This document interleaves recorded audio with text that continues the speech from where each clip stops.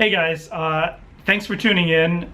As you may or may not know, over the past couple months I've been doing something that's kind of different for me. I started playing Dungeons and Dragons, the pen and paper version. You know, I'm familiar with all the Forgotten Realms stuff, the video games, but I've always wanted to dive into the game. Met a fella named Eric, who's a really cool guy. He offered to help me create my first character and is running me and another guy who's this a fella from Australia, Lannon,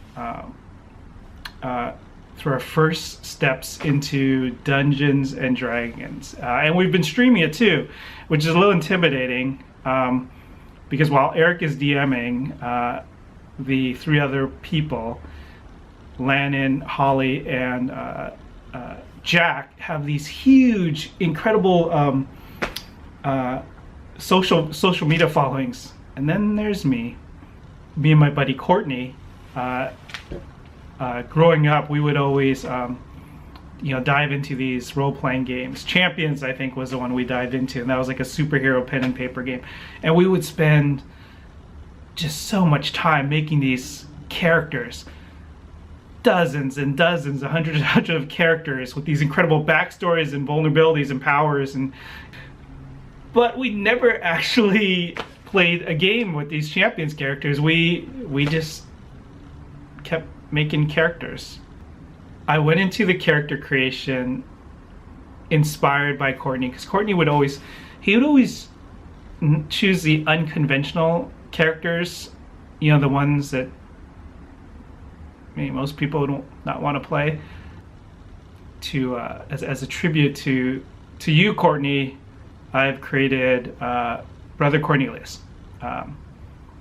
So please join me as we step into the world of Dungeons and Dragons. Again, this is my first time ever playing, so I went into it super nervous, not, streaming on top of it to add on the pressure. The first episode is me just trying to figure out what I'm supposed to do. So, hey, you ready to play some D&D, guys? All right. Ready? So excited. Yeah. Good day. I'm really? ready. Yeah. Hey, Lanny, you're looking a little squished. don't change a thing, please. I'll leave. No. Then how will I look? Fantastic. Make the whole thing a Look, lot. we have technical issues, but we're gonna roll with it. So what is it like? It's like Monday morning over there, right? It is currently 10 a.m. Monday morning. Good thing I don't have an actual job. Do you know? You have a job? Work? Depends what you consider YouTube. I don't know. Well, welcome to First Quest, guys. I'm super excited to do this. For me, as a DM, like, my favorite part is bringing new players through the game, through like their first adventures. And I remember, God, Jack, what was it like? It's almost 2 years ago when we first met at PAX East, and we were having dinner. What was it, Del Fresco's? Yeah. It was about a year and a half ago. So yeah, and we were like, oh well, I played D&D, and you were like, oh, I played one game, but I want to play more. And then it kind of just went off from there. And now we got Stone and this lazy bum who basically said the same thing at, I think, what was it, PAX West? We were talking. And I'm like, okay, we can do this. So I recruited Holly to come in and be the other player to help you guys through this fantastic adventure. The way that I play, help might not be the thing that you're looking for. Yeah. My characters are all very flawed, but in the best. We're going to give you the worst first D&D experience you ever had. Congratulations. Yeah, I'm guys. sorry in advance. Thankfully, I'm not playing my usual character, so that would just be a disaster. This one I feel like is going to be a lot more beginner friendly. I'll die within 5 seconds, so I'm not too worried. Yeah, oddly That's enough, fine. Fancy boy will protect you. Oh, you try, but I'll die. I'll always find a way to die. I'm gonna do my best to help you die. Yeah, I mean, really, As always. we just set this whole game up so we could That's kill everyone. you in like Yeah. I end this imagine. in Imagine 10 that's where the story's going. Uh, How many different ways can we kill Frank? Frank. So how about we introduce ourselves and what character you're going to be playing? Oh, our real selves or our character selves? A little bit of both. Who wants to start? Me? You volunteered. Yeah, you Yep. already did it. I heard am me. Lighted or laser beam, depending how you know me. I'm playing Frank. I'm a gnome who identifies as a giant, so he hates being a gnome. He has a pig named Bob that he rides places. That's me. That's my whole story. I love it. Amazing. I guess I'll go next. Hey, Why do I everyone. think his name was Dan? I'm Commander Holly. I play a lot of D&D online and in public. For some reason, they allow me to do this. I am playing an Aarakocra, which is pretty much a bird person with wings. They can fly, not to be confused with the Kenku, who are crows that don't have wings. So the Aarakocra are actually like bird people. And his name is Fancy Boy, and he's the fanciest boy, just so you all know. Terrifying. Thank you. Nice.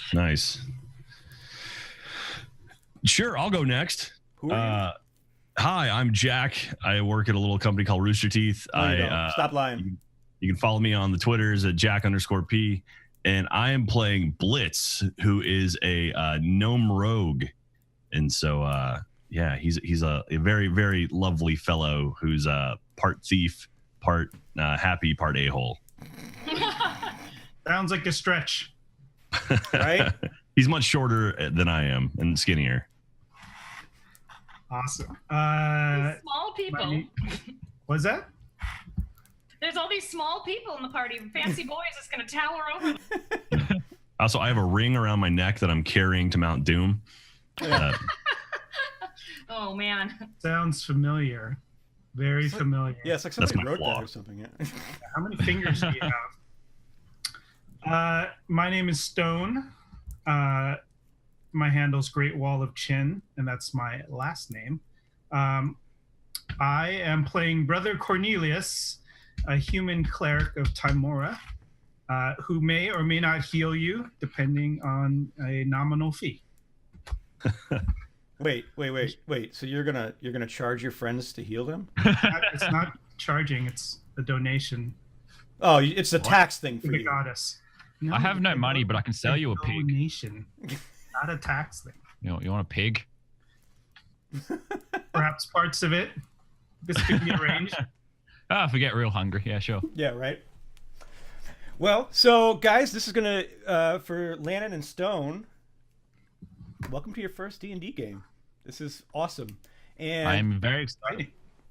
you're gonna find as you start to play this game a lot more and more, as we hope you do, that a lot of DMs have different styles of playing. Some are very rules heavy. Some are not. Jack knows from playing with me that I'm a little lighter on the rules. If you want to create something, if you have a great idea, just go for it. And I'm either going to say yes, no, or I'm going to give you some kind of check or difficulty check that you have to make to see it happen. And if it's going to be bending the rules, breaking the rules, go for it. We'll see what happens, and I'll let you know. All right.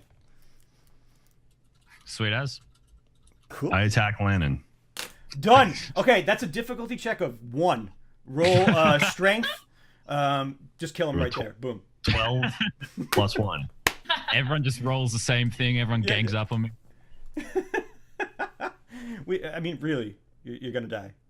I mean, I'm a fighter, bro. I'm a gnome fighter. So I got you. I'll fight back. Really though? But will the pig? That's the question. What could his class be? Maybe he's a cleric or something. Hey, I feel like there was a passive-aggressive insult in there. Totally is. So, you guys ready to hop in? I'm ready. Sure. I I'm love so it. Ready. Fancy Boy. Fancy boy!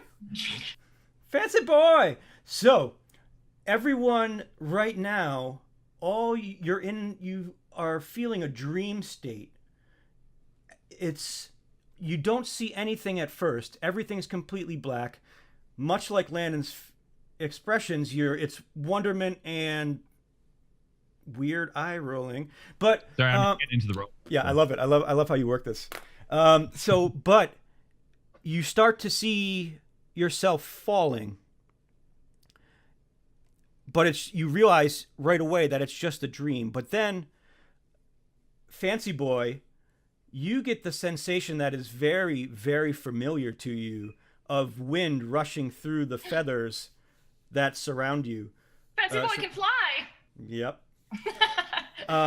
Blitz, on your little gnomish toes, you have wind rushing through them. Even though you can't see anything else, your toesies have gusts of wind brushing down along the hair of your feet.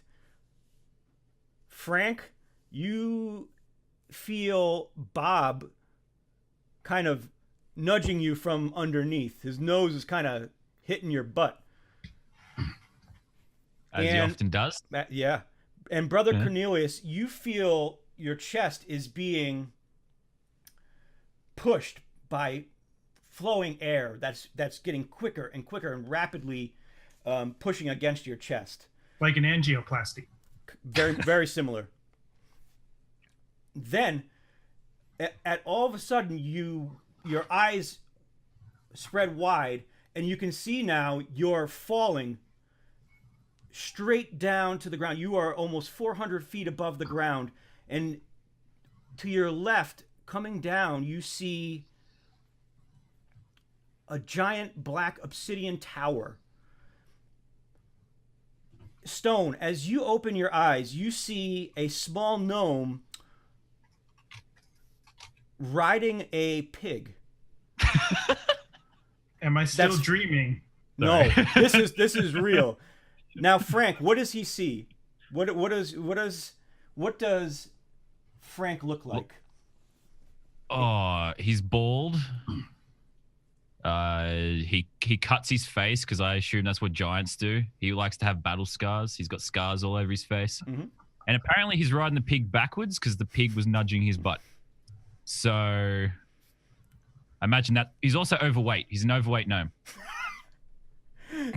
Overweight but tank, but like jacked overweight. So he's been lifting at the gym? Yeah, but like also overeats. Would you say he looks like a soft landing? Ooh. Well, maybe this is where the pig story ends. Maybe we just land on the pig. That's it. This is Bob's story. This the true hero of the tale. This is a common occurrence. Stone, so you see this gnome that is pretty jacked, but also a little flabby around the mid-waist, riding a pig backwards as both of you are falling. Blitz, so we're both falling. Yep. Okay. Blitz, you see a human that is holding a cup with, and on that cup you can see a circle on it, or a coin, and you see him falling almost upside down, trying to catch the air with his cup. Stone, what does Brother Cornelius look like? He is a small, wiry man of pale complexion. Some might even say a bit shady looking. Brownish hair. Fairly normal. No scars on his face. Dressed in a large brown monk robes. And Frank, on your position on Bob, you can see his tail is now curled up into a little curly Q, but you see this bird humanoid just falling kind of right next to you with a smile on his face. And Fancy Boy.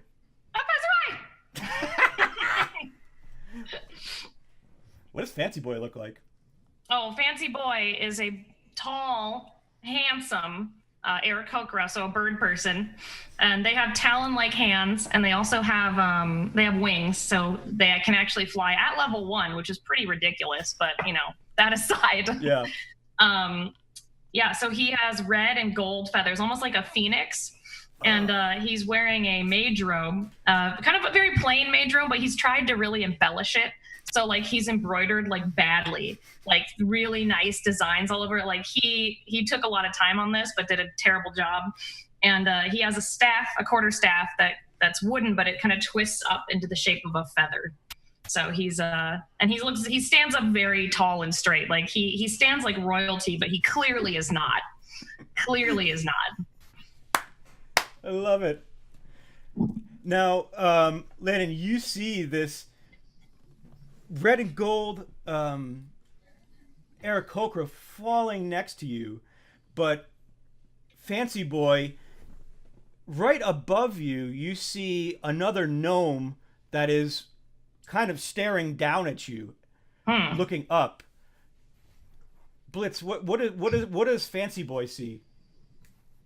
So Blitz is he's a gnome, so he's pretty short, about 3'2". He's he's kind of fair skinned because he's actually a thief. So he leaves his house at night. He operates in the darkness a lot of the times, and he's pretty well dressed actually. But the odd thing is, all of his nice outfit is kind of patched together from different. It's not like one outfit. It's nice things that he's collected over time. So it's a nice jacket, but the jacket doesn't match the nice shirt, which doesn't match the nice pants, which doesn't match the nice shoes, as well as like a pack and a bunch of stuff with him. He's kind of like a light brownish hair, kind of light, very very pale, but like a little hint of brown skin. And his eyes, one is green and one is blue, and they're both shockingly bright. And very trusting eyes, but yeah. So he's a little sneaky little devil.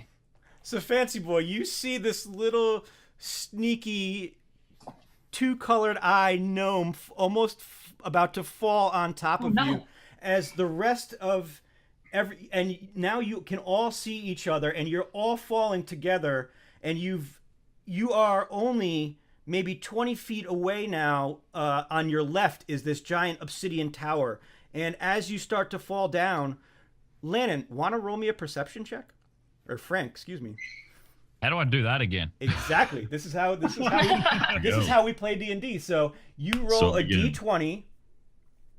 Yeah. And then add your wisdom modifier. So that's 13, and then I have a 0. That's is that like the wisdom skill level, or just the modifier at the bottom? It's just the modifier on the bottom. That's gonna give you your perception 13. check. So as you're falling down, Frank, you're gripping Bob's little tail, but you look over, and on the peak of this tower, you see a woman dressed in velvet robes, engaged in combat with a giant skeleton that you could only think is a storm giant, or what used to be a storm giant. And what you notice about her is she has long flowing black hair, but there's one strand of blonde that goes down the right side of her head. He notices while falling through the sky. And then you all fall. So Story's over. story's over. So Everyone's dead. now you are all falling down. You're about 200 feet from the ground at this point. You're 3/4 of the way down this tower, which is straight obsidian. You see no entrances in the tower, no windows, no nothing. Can we see anything around it? Like, what does the landscape look like? Is it like arid or? Around it, it is almost as if the forest is dying. Okay. Interesting. You see rotting trees. You see, but the trees have a little bit of green left in them. On the ground, you can see, as you're starting to crash towards the ground, you can see.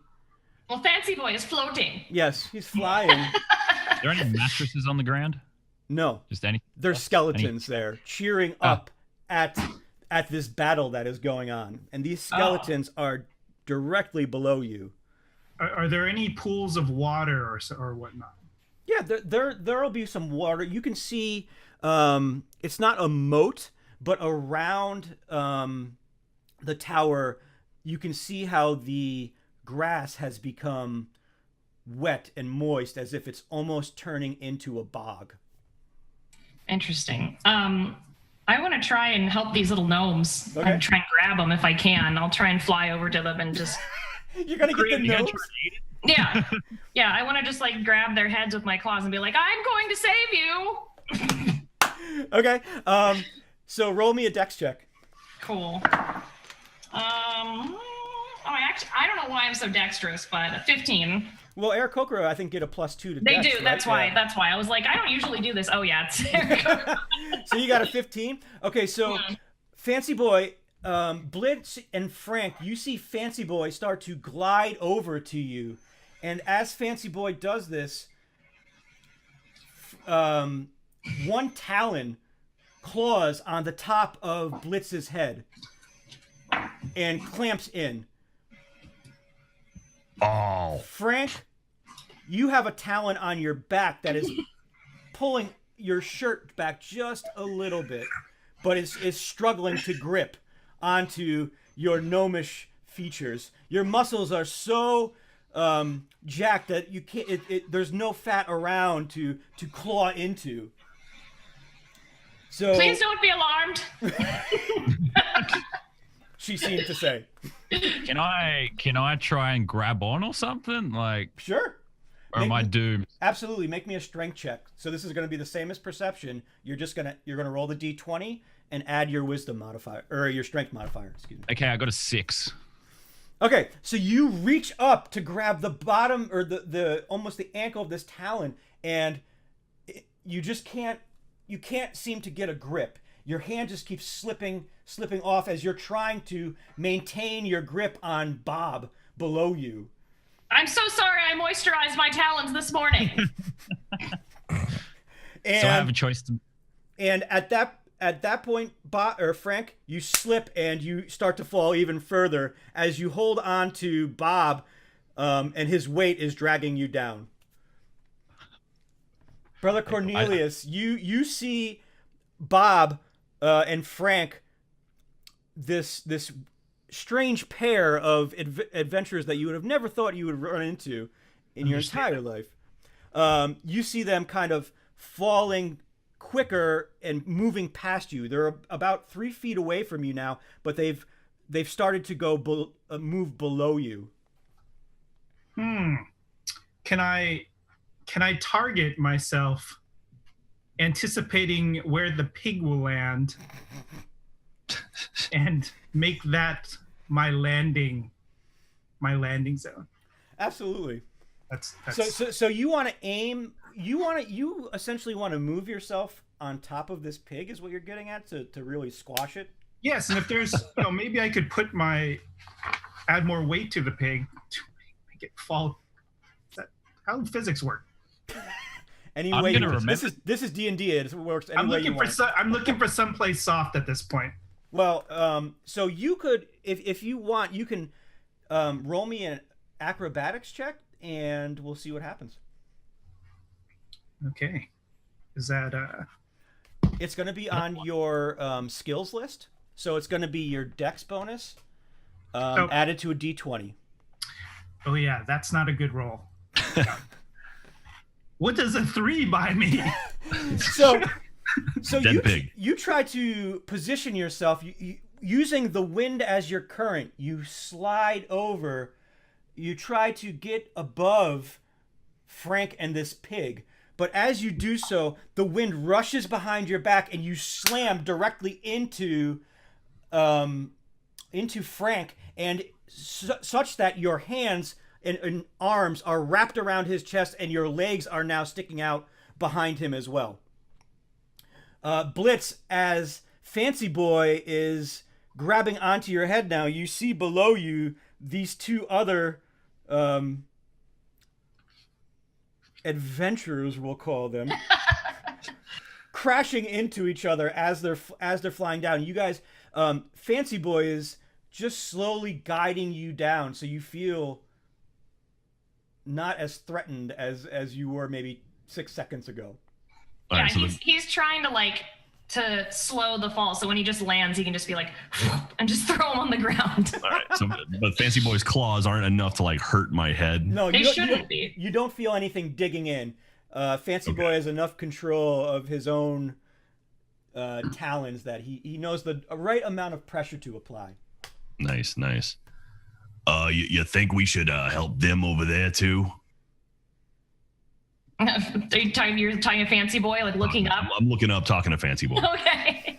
Yeah, he'll say, well, we'll try, and he's like, whee. He'll just We. gracefully, he does say we, by the way. He just gracefully turns his wings to try and help the other party members. Okay, cool, awesome. Roll me another. You can do another dex check if you want. All right, let's do it. Oh, whoops. That's a 4. You just draw Blitz. Yeah.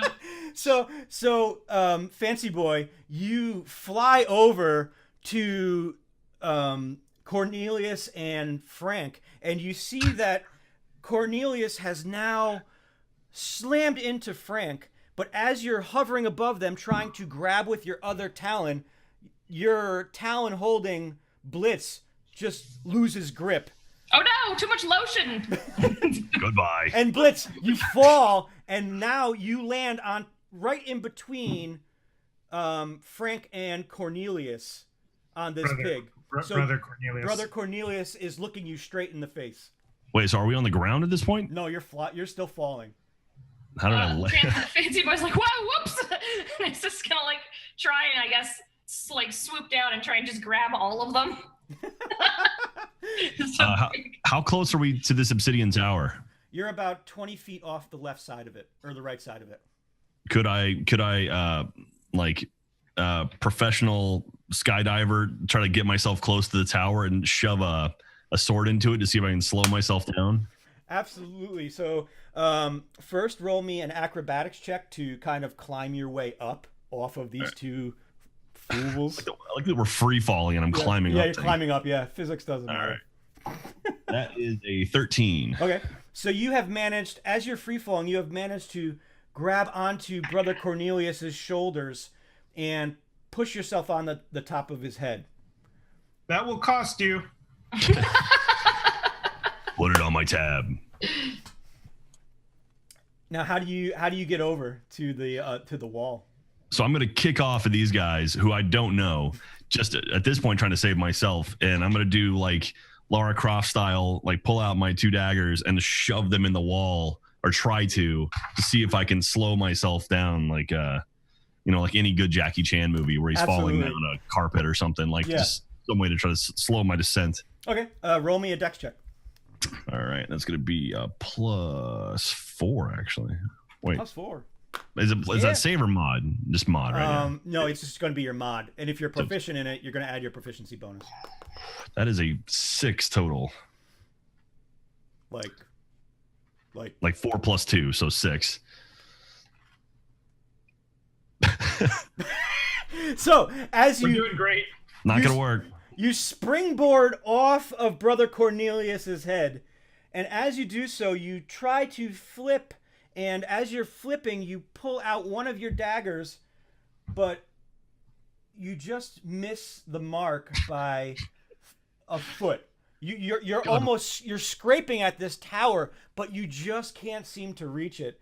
Fancy Boy, you see Blitz just jumping, and you don't understand why he would ever. No, do not do that. Well, I'm still gonna try like however I can to scoop all these guys up into my person. Okay. As I'm like, no. Fancy Boy, out of the corner of your eye, you see a raven start to fly around you. Oh no! I mean, that was Holly going. Oh no! Fancy Boy's like, help me, brethren. and this raven then moves over, and you see it fly over next to Blitz. And Blitz, you just seem to start to slowly fall down. You're not falling at the same speed anymore, and you're So you're just descending.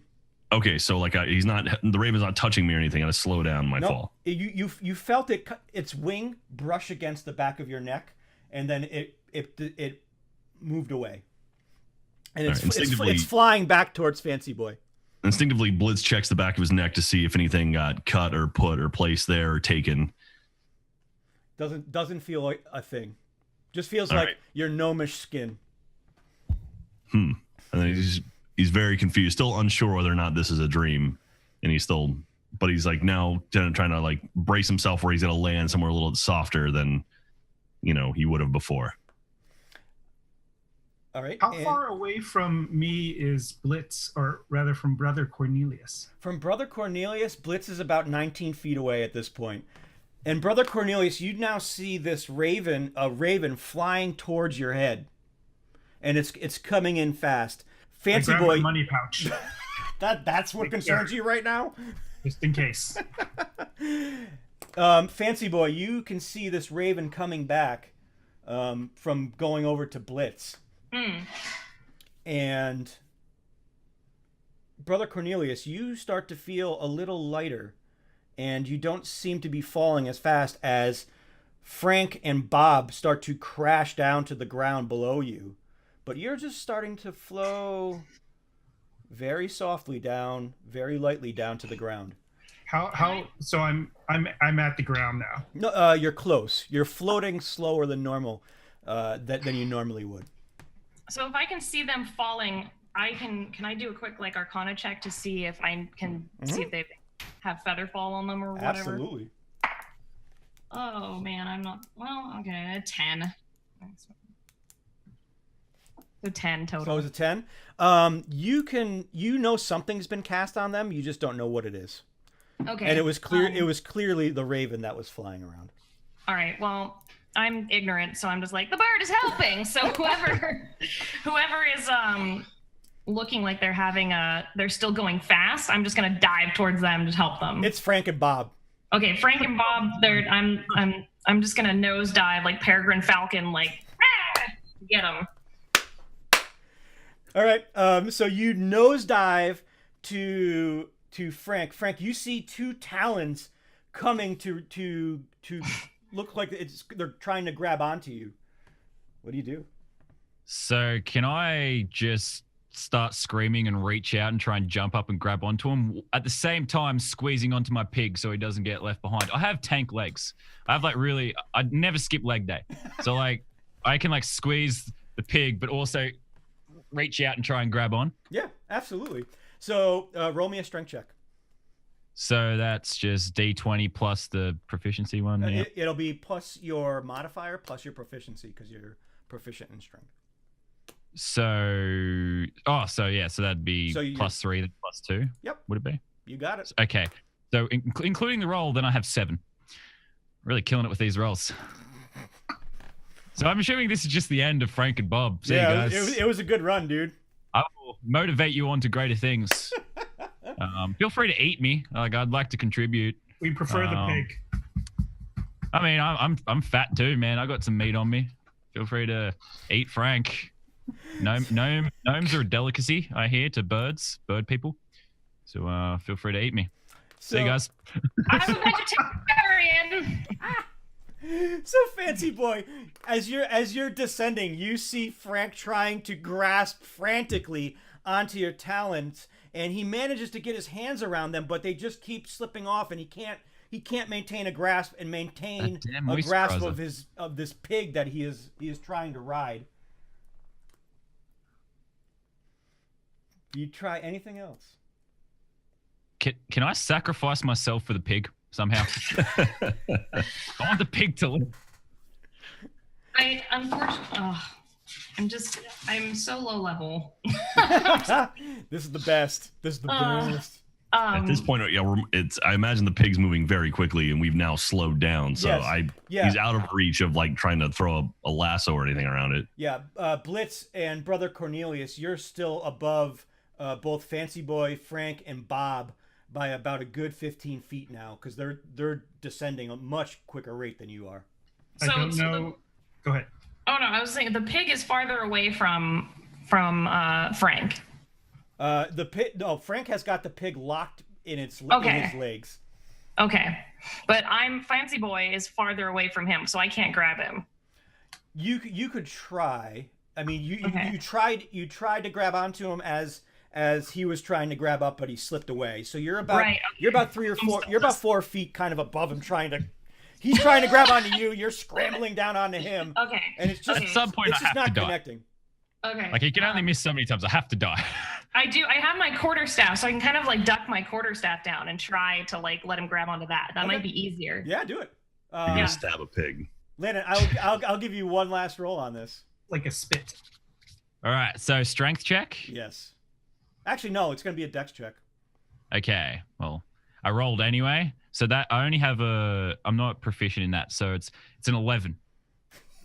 Okay. So you grab onto this quarterstaff that you see come out of Fancy Boy's wing. Where's Fancy Boy? Does he Donatello this? Yeah, he'll Donatello. I mean, maybe he's got it like right in the middle. It's hard to sit down, but Yeah. He's probably just flying with it. Honestly, he's got it in his 2 talons. One talon's got like a thing, and it's just like perch. yeah, and he'll spit whatever. Bird jokes. So, Frank, you managed to grab onto this quarterstaff that is now in the talons, and you're slowly falling down with the rest of the party as the raven now makes its way and lands on your head. And now you feel as though you're moving even slower. Fancy Boy, you feel as though the pressure between both you and Frank has dissipated, and that he's moving a lot less fast than he normally would have been. And the raven is kind of staring up at you at this point. Can I try and eat the raven? Sure. Give me same character. give me a dex check. So it's a dex one? Mm-hmm. If you try to hurt the bird, it will contest you. Raven. Yes. Lucky for the raven, it's a 3. So you take one hand off of the perch that Fancy Boy has made for you and try to grab the raven off your head, but as you do, it pecks you on the palm. I got beat up by a bird, man. Take 10 points of bludgeoning damage. And Fancy Boy's like, do not. Yeah, don't you dare. And now you have all slowly fallen down and made your way to the ground. And before you feel as your feet touch the ground, you start to feel them squish into the mud of this budgeting swamp that is slowly developing around this tower. And before you see 12 skeletons that are looking up almost as if they're cheering on this battle at the top of this tower. But then 6 of them turn and look towards you. And at that point, the raven gives you one last peck, Frank, on the top of your head, and then flies off. And you see before you, the raven turns into the image that you saw, Frank, of the woman fighting the giant on top of the obsidian tower.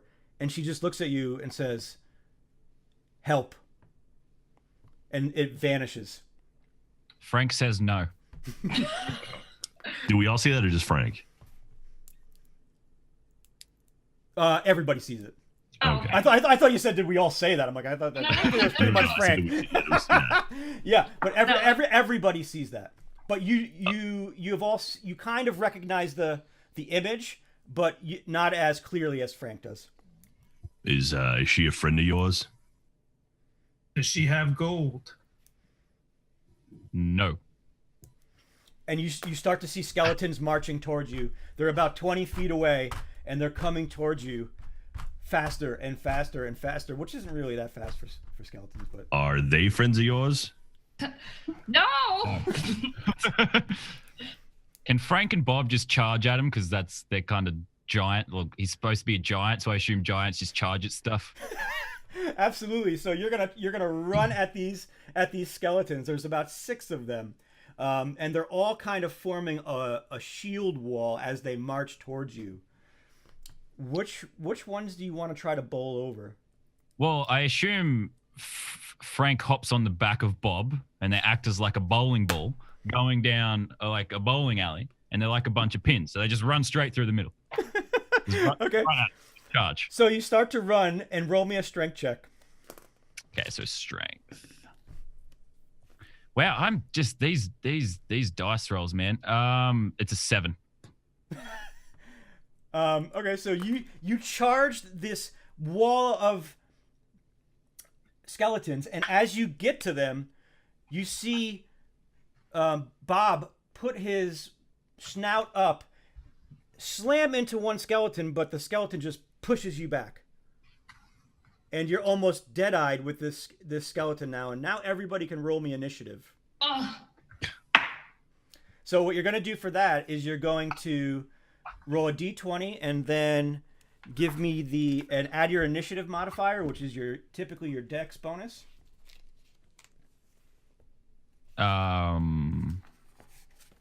So Ocho for me. I got 6. 10. You are rolling a d20, right? Like, just making sure. That's what it says. I don't know. I think you're you got it's on a D8? Yeah. Like, Yeah. It tells me it's a day 20, but I am very, very stupid. do you have another D20 is my next question. Yeah. Are you doing this digitally, or do you actually have die? no. He's on roll 20 right now, rolling. Oh. And it's great because I can see these rolls coming up, and it's beautiful That's even worse. for me. So you can verify. You can verify. So Blitz, what was your initiative? 8. 8. Okay. Fancy boy, what do you got? 13. Love it. Blitz is also not positive that he's awake right now. So, Yeah. Frank, where are you at on this initiative? Well, What do you have? It was a 5 or 6? 6. I'm just like looking around like a moron. Like, what is any of this shit? What's? It's like looking like a squirrel or something. Just like throw my head around. It's like Squirrel. I think And- I'm drunk or something. Yeah. Maybe I don't know. And Brother Cornelius, what was your initiative roll? I rolled a 10. What? Nice. Now, Blitz, what's your dex modifier? Or what's your dex score? 15. And Frank, what's your dex score? 13. Okay, Blitz is going before Frank. So Fancy Boy, you have seen Frank ride into battle on his noble war Of course. pig, right? And he tries to crash through this line of skeletons that are marching towards you, and he just kind of bumps into him. Well, after the lady asks for help, Fancy Boy is just, that's his calling, is to be a hero. So he's just like, we will help you. And he'll just like, if I can, I would like to, I'm also very impressed by this gnome's ferocity. Like, what a warrior. Like, he must be a legend where he's from, is what I'm thinking.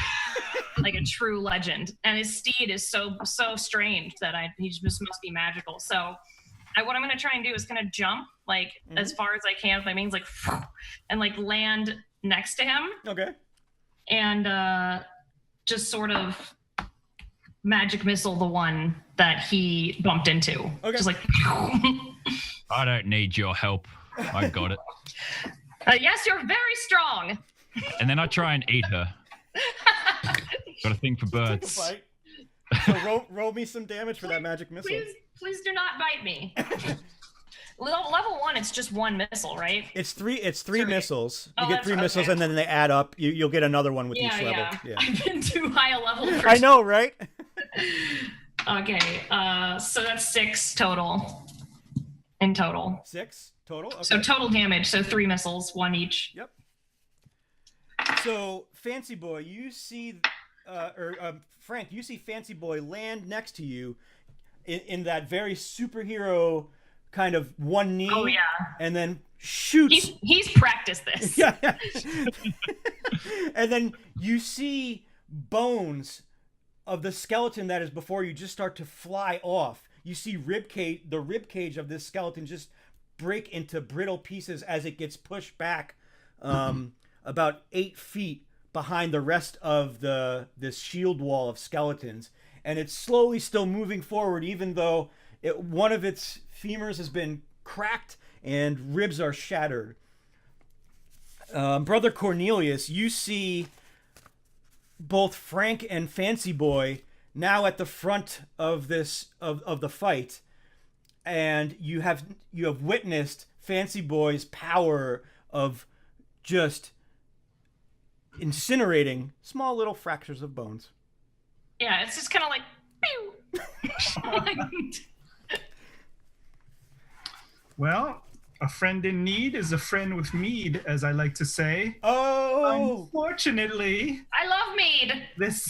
This gnome with the pig tried to swat this raven who's certainly saved my life. So, and then tried to eat this bird person. So, Not my fault. Fortune does not smile upon this situation. I think I will choose to step back and continue to observe what is going on. Okay. Frankie, pussy.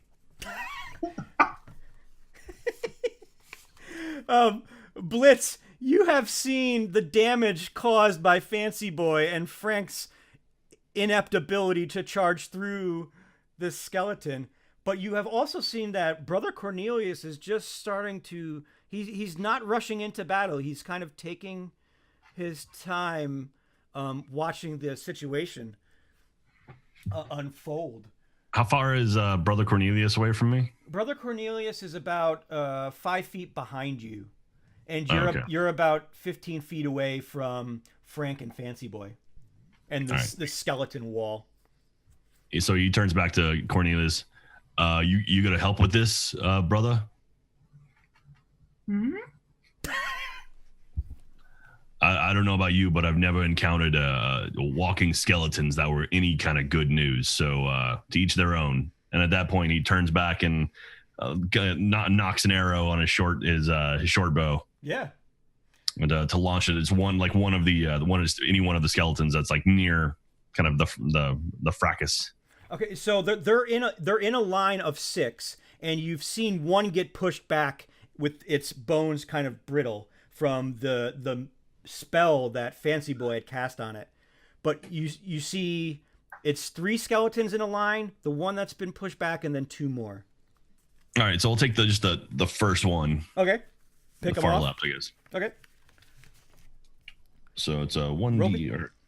Roll the hit. All right. There's a 20 total. Oh, yeah. I think you got it. I think maybe. And it's 1d6 plus 2. That was a 1, so 3 total. So 3 you notch this arrow, let it loose, and it flies across the battlefield as you see it hit the skull of the skeleton, but shank off of it. That's on the far left. And you see bone just break into little pieces as there's now a hole in the head or in the skull of this skeleton. And Frank, before you now, you have 5 skeletons that are on your left and right, but the one that Fancy Boy has assisted you with is now about 8 feet behind this flank, and you've seen bones get broken off of it. But you're able to reach out and hit if you want either one of the skeletons that are on your left and right as well. Which side was the Birdman? I keep forgetting. Fancy Boy. I have a name. Racist. What side's Fancy Boy on? Fancy Boy's on your left. All right, so I take my right. I have that dire flail. Mm-hmm. Remember that thing we made? Yeah, yep. I just start swinging. What does it look like? What does it look like? Or imagine 2 balls on the end of a stick. I'm just like spinning around like crazy. It's way too big. Improv master right here. Just spinning it around. So and, Bob just starts charging. We just start charging, start swinging wildly. Okay. Just like crazy. So roll the hit for the first end of the flail. So that's DB8 plus 3 then. So It's going to be a D20 plus your ability modifier, your attack bonus. Yep, your strength bonus. Yeah, it'll be your attack bonus. Yeah. So it's 16 roll, 5 attack bonus at 21. Okay, and roll for your second one. Okay. Okay, that one's 10. Okay.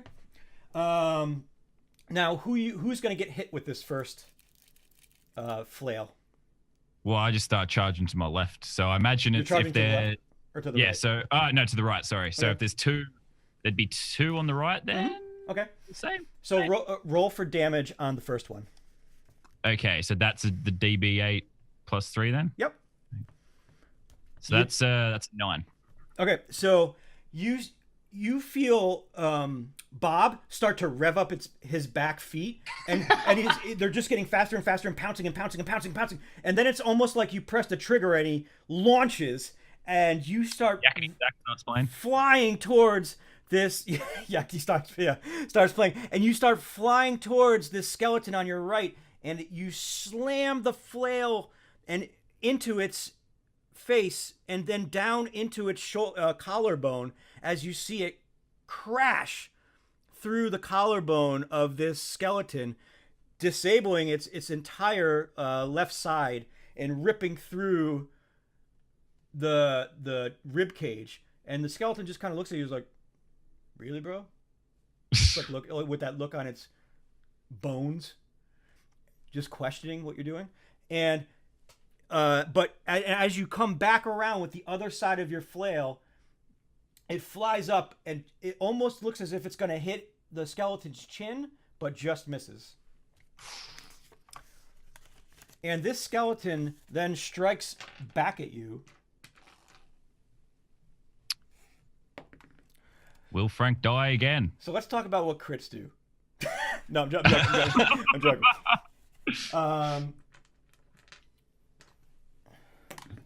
You take 3 points of damage as this skeleton dodges that second flail and shoves its sword into your shoulder and skewers it and turns it a little bit just to inflict enough pain to... Oh, no. Or just a flesh wound, as the knight from Monty Python would say. Now, Fancy Boy... Yeah. Fancy Boy's like, I cannot heal you. Don't need it. Don't need no healing. Bob will lick it better. Fancy Boy, two of the skeletons that are directly in front of you both swing at the same time, and the first blade comes down and slices your wing. No, I'm so beautiful. For 3 points of damage. But as the other one pulls its sword down on top of you, it misses and clanks against the sword of the first skeleton, and it can't connect to you. Good. 3 points of damage is a lot for me, though. It's a lot. Blitz, the next skeleton runs towards you and takes his sword out as it's running and looks like he's trying to jump and stab you through the chest. But instead, he just stabs the ground right in front of you.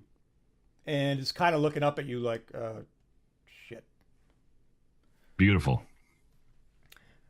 And Brother Cornelius, you see one of the skeletons peel off of the group that Frank was trying to hit and run towards you. And definitely hits. I'm guessing a 21 will hit you. That's good. Sorry, can we pretend Frank got knocked out for like 30 seconds so I can run to the bathroom? He's just down, and everything happens after this. He has no memory of, so it doesn't matter. Absolutely, go for it. Sweet. Brother Cornelius. So this would be an AC check, Brother Cornelius. So I'm rolling my attack against your AC. So I got a 21. I'm guessing that's going to hit if it's equal to or greater than your AC. My AC is 16. Yeah. So you take another, actually only 4 points of damage. Sweet. That's impressive. Jesus. 16 AC at level 1?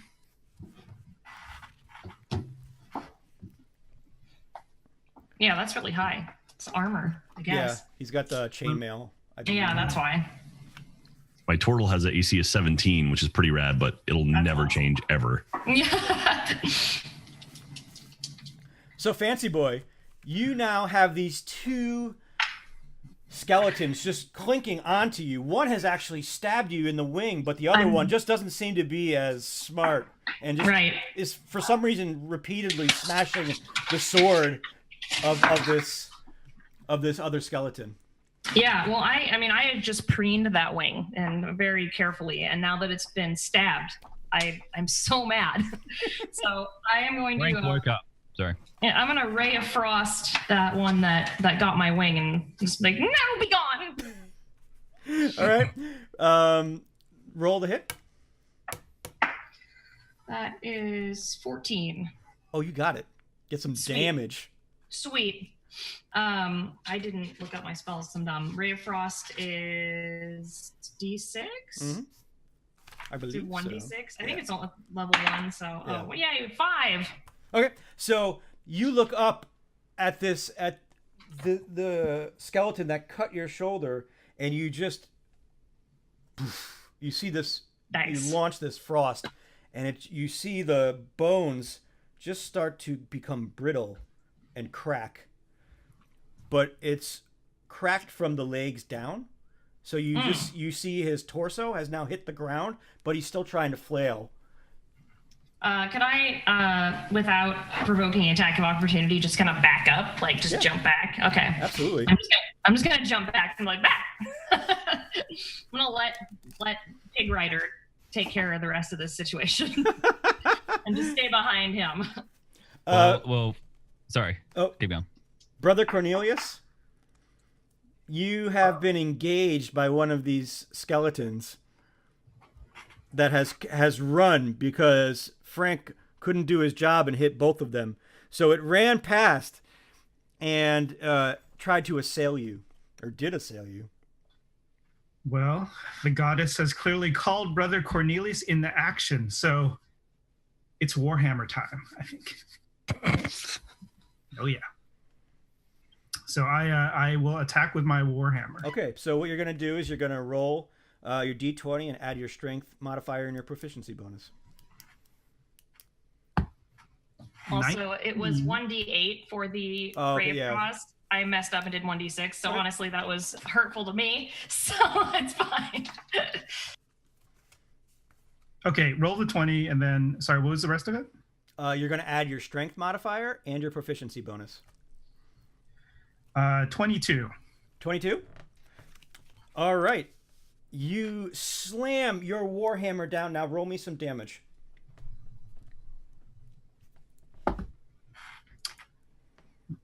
Uh, 2. That was on the die?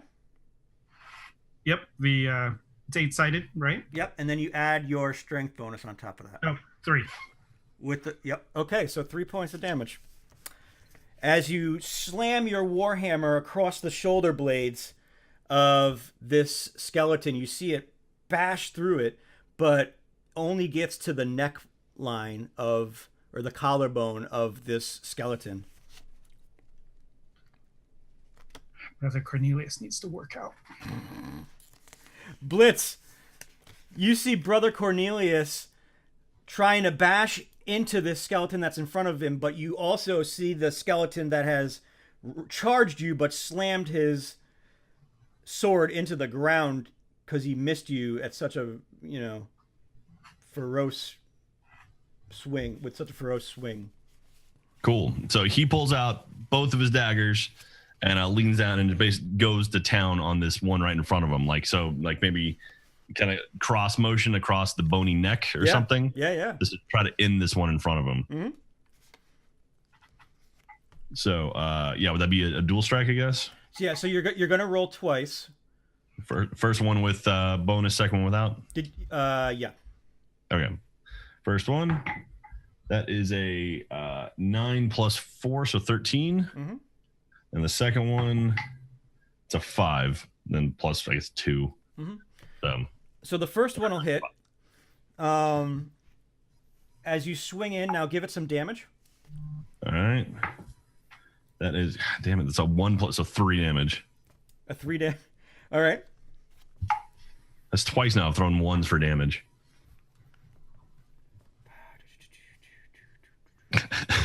Eric's like, well, the whole party's dead tonight. This is a good game, guys. Yeah.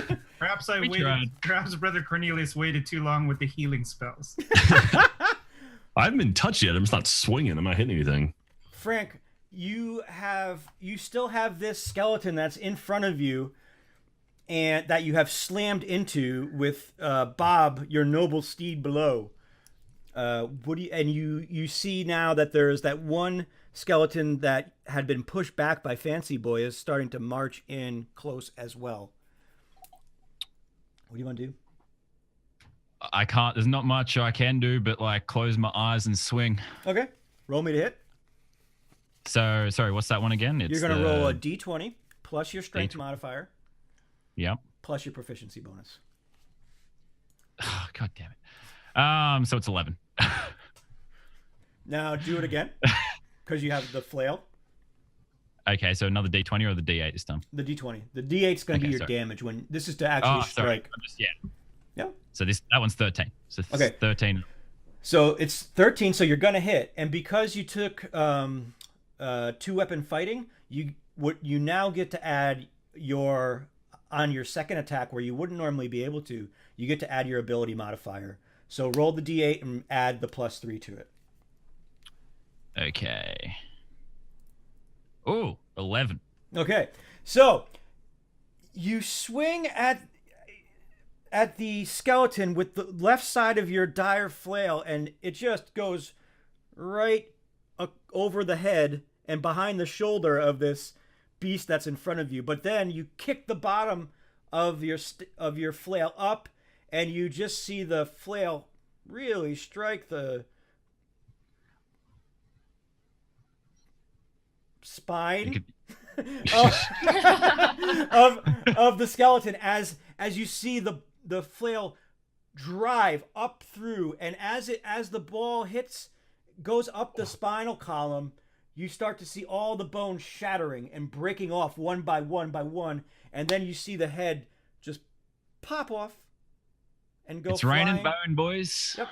And yells out. And Fancy Boy, the skull of this skeleton flies behind Frank and just lands right on your shoulder.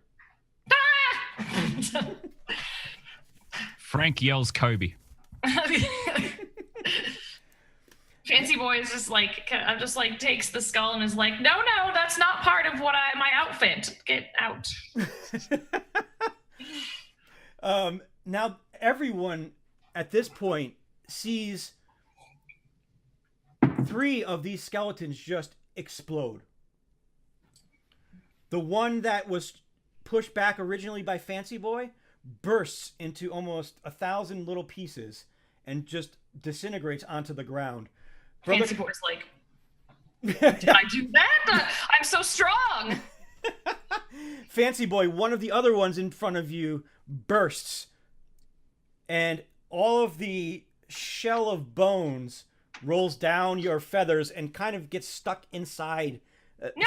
You feel some crisp pieces of bone manage to get inside of your weave of feathers. Oh, Fancy Boy just starts immediately preening, like just like taking his little beak and just going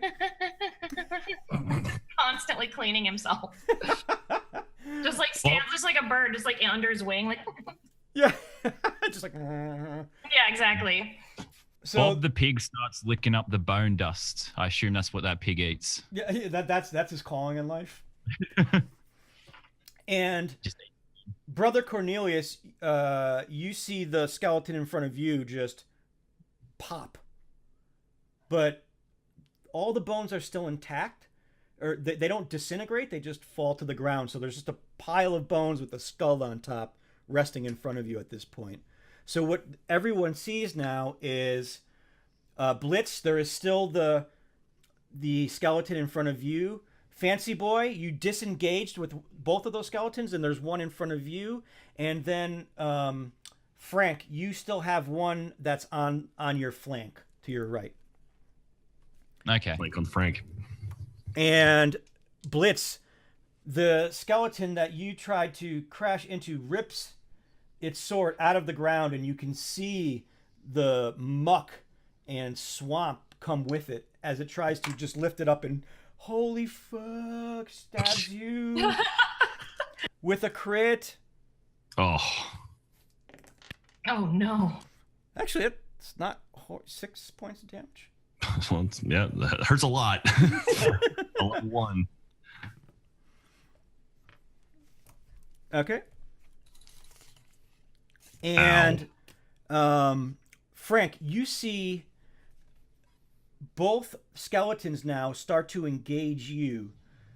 One that Fancy Boy backed away from, and the other one that was in front of you. And one is going to hit for 3 points of damage.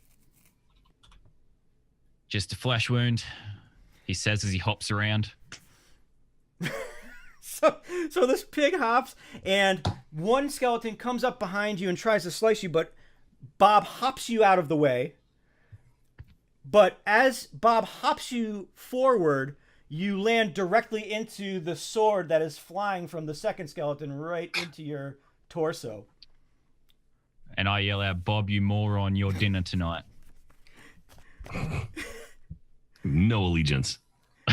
Fancy Boy, as you look around the field, you see that all the skeletons, the rest of the skeletons that were far beyond this flank are now all blowing up. And you see an old man behind. You can kind of get a glimmer of an old man in robes. But you also see that Frank has now been engaged on both sides, back and front, by 2 skeletons. But Blitz has had a sword rammed through him. Oh no. Ow. At this point, They need help. I assume that the one with the pig is a strong hero and can handle himself since he's so reckless. So I'm gonna go help Blitz because he's been run through with one of those swords. So I'm gonna go ahead and Ray of Frost that skeleton. okay. Don't miss. Yeah, I will try my best. I missed. What'd you roll? What'd you roll? I rolled 3. Yeah, you totally missed. Yeah, I missed hardcore. So, Blitz, you see Fancy Boy turn around and you see this, I will save you. and as Fancy Boy says that, you see this beam of ice come flying at you, and it misses it doesn't hit anything but the ground below your feet as the muck turns to frozen icicles and your feet start to get a little chilly. What were you aiming at? I was trying to. I suck. I'm Missed. sorry. I will save you next time. Brother, I was distracted because there's garbage in my feathers, and I was trying to keep them very clean. Well, there is a blade in my stomach. I apologize. I'm trying to help you. Like, It was one also bird- very dirty. Look, one bird can only do so much. Okay. So rude. I don't even know you people. I'm just trying to be a hero here. That raven saved like 4 people. You're a pretty shitty Shut bird. up! I just presume they're the same person. All birds look the same. I am not saving any of you now. I'm starting with this racist talk. That's not true. I save everyone because I'm a hero. Try to be hero.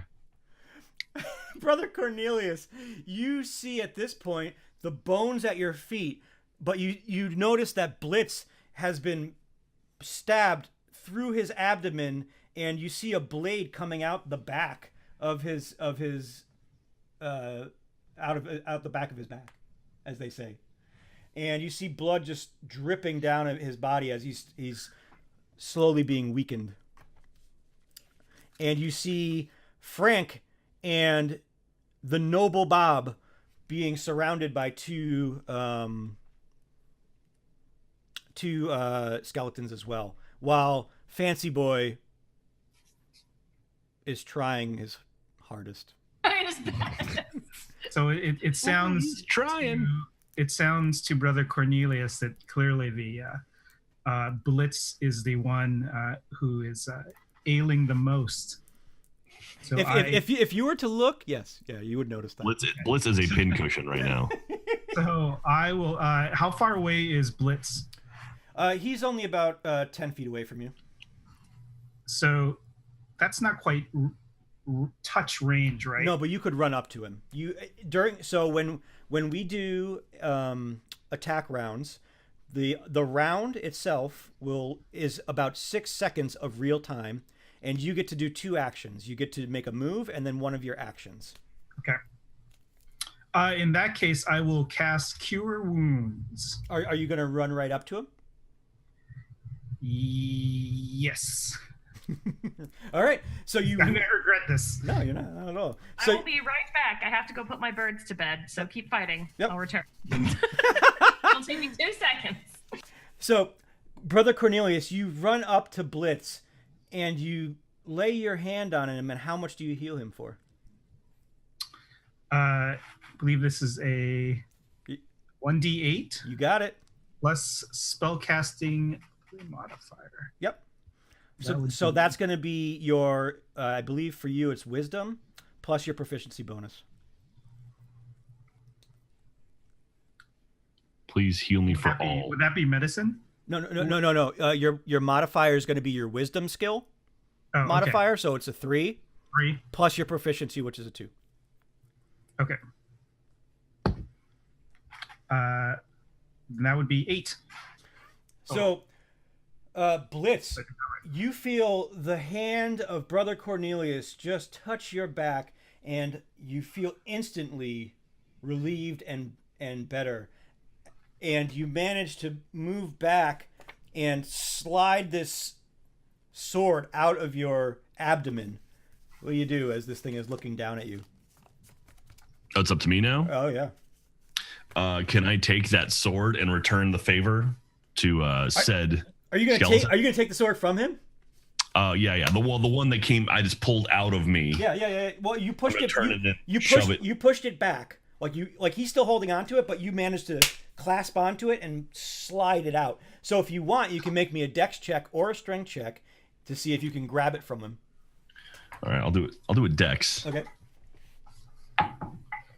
That is a 15 total. Okay. So as you slide this out, you slowly grip the sword with your palms, the blade, and it pulls out of your abdomen, but you bash the skeleton over the head, and he releases the blade, and you quickly grab it with your palm. And now roll me to hit. What would be the? You're gonna use strength with no proficiency. All right. So nat 20. Wah! Boom. Beautiful. Now roll me 2d8s plus your strength. 2d8s. That's 10. Or I lied. 2d6 plus your strength. 2d6 on each of them, or just total? So you roll the dice on a crit. Land and stone on a crit. You double your dice, and then add your regular modifier to it. So it was a 6 and a 4 plus 1, so 10 total, or 11 total. So you smack this skeleton over the head, grab onto the cross hilt of the sword, stab it back into the chest of the skeleton, and grind the bones up as you lift the sword and the skeleton up into the air. Yes. How do you finish him? With class. No. With the kiss. Teabags. Yeah, so I lift him up off the ground until he basically just like spreads apart, and then I like with the one last swing, I get his head, just send it sailing towards Fancy Boy. Oh, Fancy Boy was only here. And then Fancy Boy. Frank says pretty good for a little gnome. Fancy Boy, there is a skull flying towards you right No, now. not again. Sorry, birds are put to bed. They're all sleepy. Okay. And then like takes the sword and throws it on the ground. Unless is Is this a good sword, or is this just kind of a crap sword? You don't think there's anything special about it, but it just looks like a normal short sword that you've So then seen just many, throws it many on the times ground. before. Yep. Like, Sounds like the price of healing, Blitz. sword's yours if you want it. Thank you. Grab the sword. So I'm not happy about this skull. So Frank, you are now engaged both from in front and behind by skeletons. What do you do? So I say, everyone stay back. I got this. And then I 360 helicopter flail. I get them both. All right, roll the hit. So I do strength to see if I hit first. Is that right? Yeah, Okay. you'll roll strength plus your proficiency, so it's going to be So 18. that one hits. Hey. Roll it again. Okay. Sorry, I'm slowly learning. Oh yeah. Okay, that one was a 10. And that's with what did you roll? Oh, 5. Yeah. Okay, so sweet. So now roll me for damage on the first one. So that's the D8. Okay, so that's 30. Is it plus the attack bonus, right? Or Yeah, is it plus it's just plus the attack bonus. You don't get your proficiency on this. Okay, so 13. All right. So Bob charges up his back right foot and his front right foot, and they just start to rev up and rev up and rev up and rev up and rev up and rev up, and then you just unleash him as you start to flail around, and you knock the head off of the one behind you, and that goes flying at Fancy Boy as as the second flail misses the one in front of you.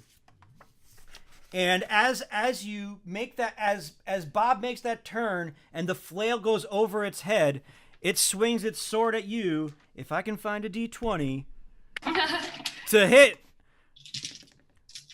for another 4 points of damage. It's all right, I'm still good. I've got 3 health left. Just a yeah, flesh wound. one. That's a lot. Fancy Boy, you have 2 skeleton heads flying at you No. from different directions. What are you up to? And these are animated skeleton heads? Kind of. They're still chuckling, right? The jaws are still flapping as they come for you. No. But you see, the only skeleton you see left on the field is the one that is currently stabbing Frank and Bob. Well, I'm going to try and hit that one stabbing them and then just do a duck and like kind of lift my wings up. Yep. The duck from those skulls and just be like, "Eah!" And then just like use a ray of frost on the last skeleton. Okay. All right. That is a 10. Yeah. So roll me either an acrobatics or an athletic. Okay. 10 to hit, and then let's see. She's gonna hit me. Oh, definitely that's it. So a 9 for acrobatics check. So you cast your ray, and Frank, you hear Bob just squeal a little. And you look back and you see his tail has been frozen. Oh no! And Fancy Boy, you raise your wings up to try and deflect these. Is that what you wanted to do? You wanted to deflect it? Yeah. Yeah. So you manage to swat one of the skeletons away, and it goes flying now back to Blitz. Oh no! And the other one hits you right in the chest, and is now just I hate this! gnawing right on your chest. My beautiful chest feathers that I preened just 2 seconds ago. Did I pull them off? Like, okay. Yeah. What are you gonna do to this thing? It's just clawing onto your feathers. Yeah, I'm gonna hate that. So I'm gonna try and really daintily pull it off because I do not want to pull out any of my beautiful feathers. So I'm gonna just extract him and then throw him on the ground and step on him. So you manage to slowly pull him off, and as you lift it up, his jaws are still. I hate that. Just looking at you in the face, and then you slam it to the ground, and it breaks into hundreds of little pieces. Take that, evil! And you slowly start to see the pieces melt into the marsh. Okay, not cool with that. Great job smashing those heads. Maybe if you could actually fight the real skeletons, that'd be great. I'm just Thanks. gonna send a really angry bird look. Yeah. You're throwing bird shade? Yeah. Yeah. Brother Cornelius, you having done your duty to Blitz, you see that Fancy Boy has now rocketed a skeleton head flying back at Blitz and you, but you also see that Frank is engaged and with a skeleton that has now shoved his sword into the torso of Frank, gallantly missing the noble steed, Bob. At this point, Brother Cornelius doesn't know who's on whose side, but so there's a skull flying towards us still. It's just ratcheting towards Blitz. Okay. Oops. And is there? But you how don't many- you don't think that skeleton head could harm Blitz in any real way? Okay.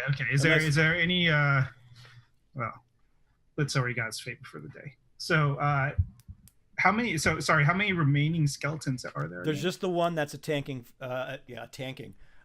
Frank. How far off is that? It's about 15 feet in front of you. Can I think I will charge it with my warhammer. Yes, do it. So roll me to hit.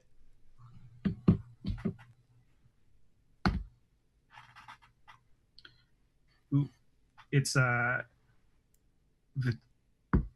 20-sided dice plus the Plus your it's going to be plus your strength modifier plus your Mod- proficiency bonus. Yep. You got it, buddy. 10. 10? Okay. So I'm mailing all you guys new dice. I sent Stone a set of beautiful dice, and I need to come. We need to get him blessed by I did somebody. well the last roll. I rolled a 19. Yeah. And I try to help out my Australian friend. Single digits. We're not friends yet, buddy. We'll see if you save me. All right, we'll see if you save me. Trying. Just don't try to eat me.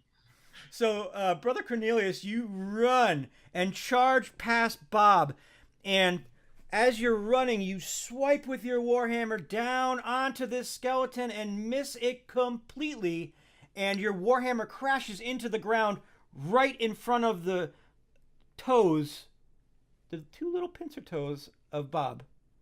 And Bob just looks back and at you.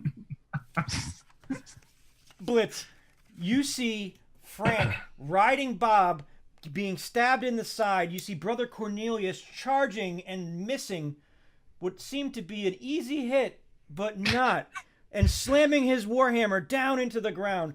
You see Fancy Boy flying this, for some reason, throwing a skull back at you. Did not throw. Close. But Could I? Oh, sorry. But you still see Frank engaged.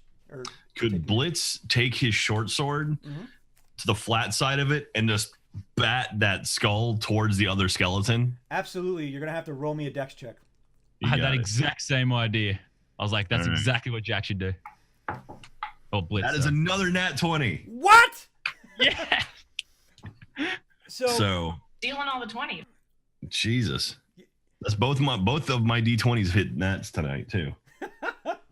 so as you swing it as a baseball bat, and the broad side of this short sword hits the skull, and you see it fly, and it arcs with such skill that it crosses over the head of Frank and smashes into the open chest of this skeleton that Frank had wounded, and you see the flying chompers just crash through the spine, and Frank, before you see the skeleton crumble to bones.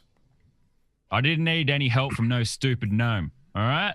And just quietly to himself, you know, Stick to your books. Blitz is a further away, just goes, Kobe.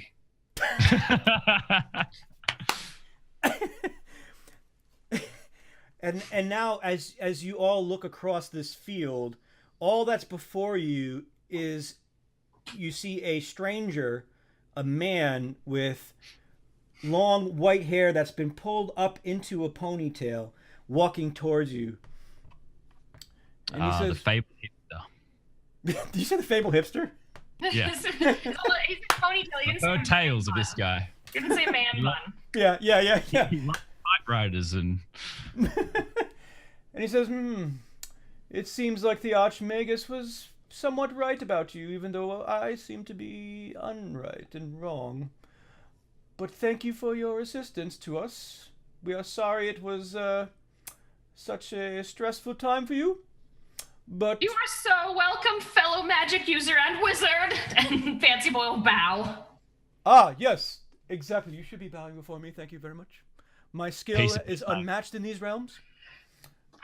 But don't tell the Archmagus that. I don't know if you've So heard of him. fancy. I have 3 questions for you. Yes. What are they?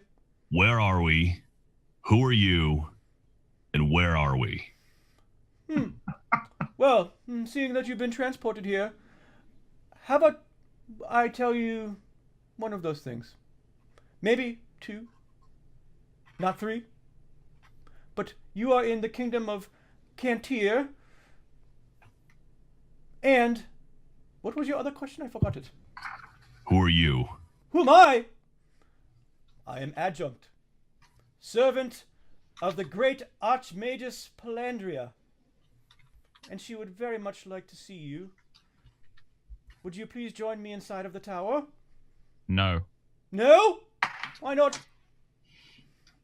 Little boy? I'll have you know.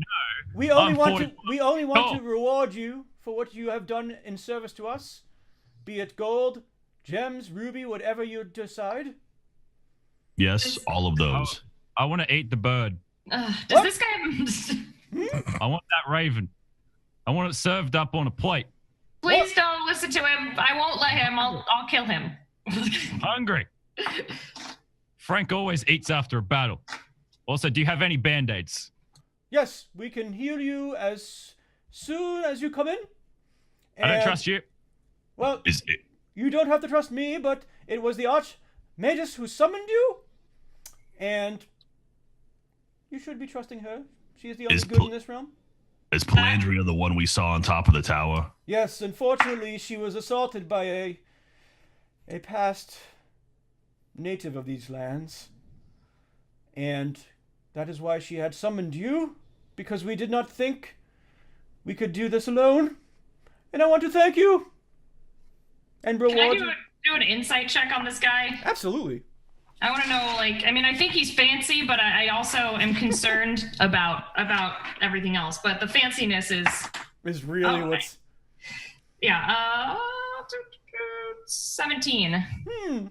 Well, you bird, I would like you to come in, and we will reward you. And as he says that to you, you absolutely believe that that he's telling the truth. That they had summoned you, that they needed help. There's no tone of falseness in his voice.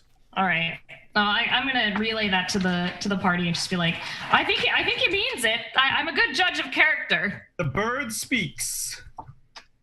Does the tower look comfortable? It looks like it's one giant piece of obsidian. So whatever's comfortable for Brother Cornelius, What that's did it, you if- say? if that's his thing, sure.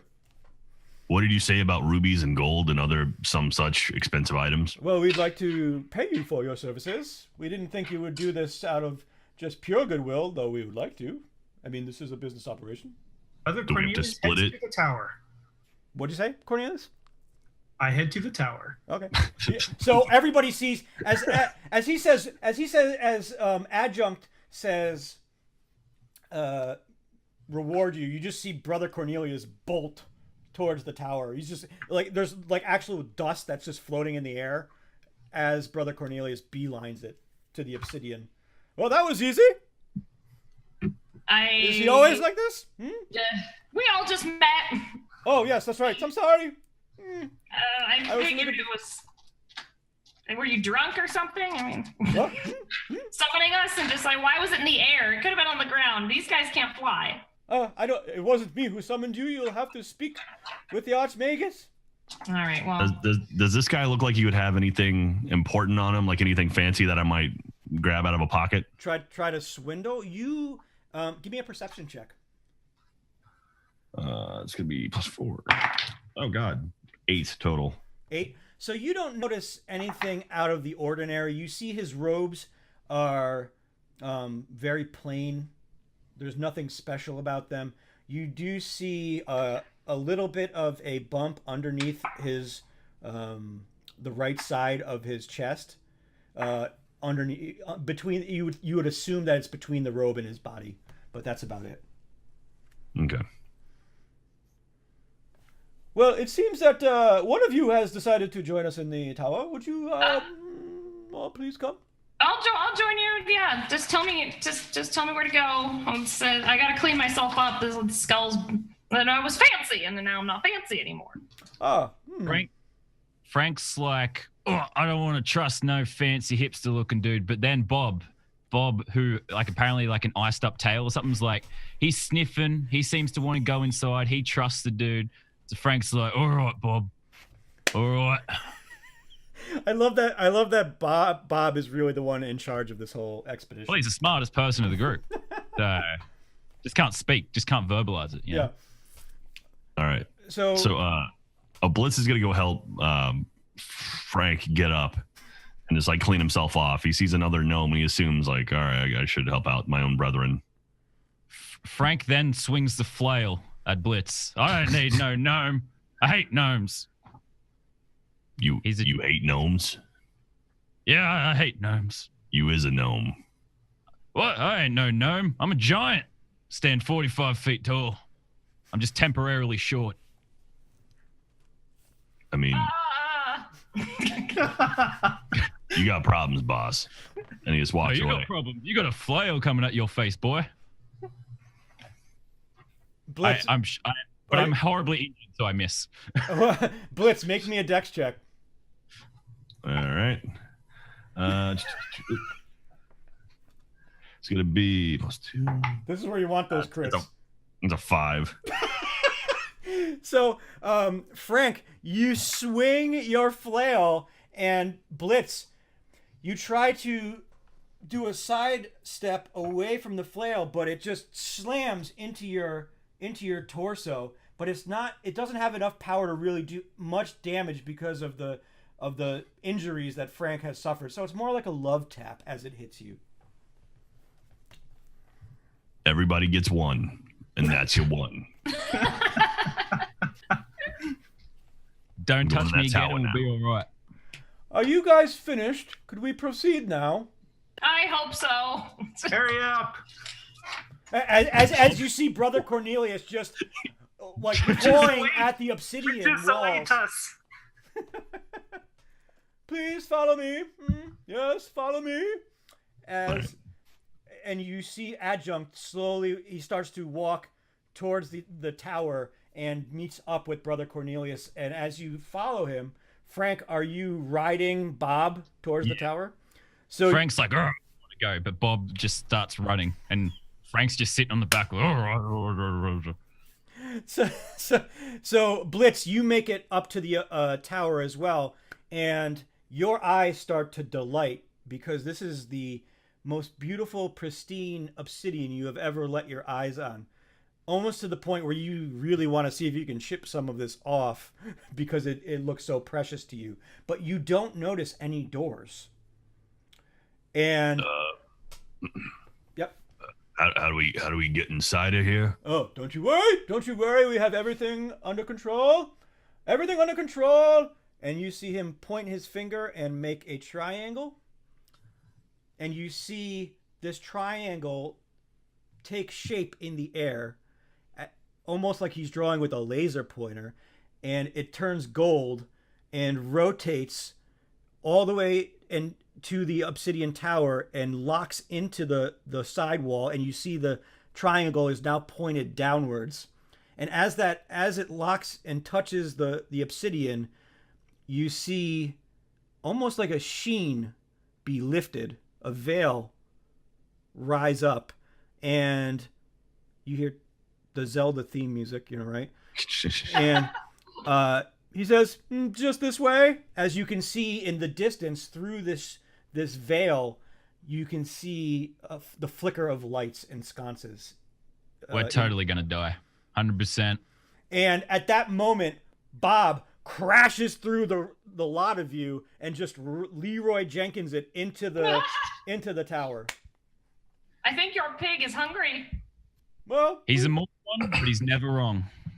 Hey, bird person. Yes. Could you pinch me real quick? Okay. But where? Just on the arm. All right. That wasn't my first choice until pinch your arm with a tiny talon.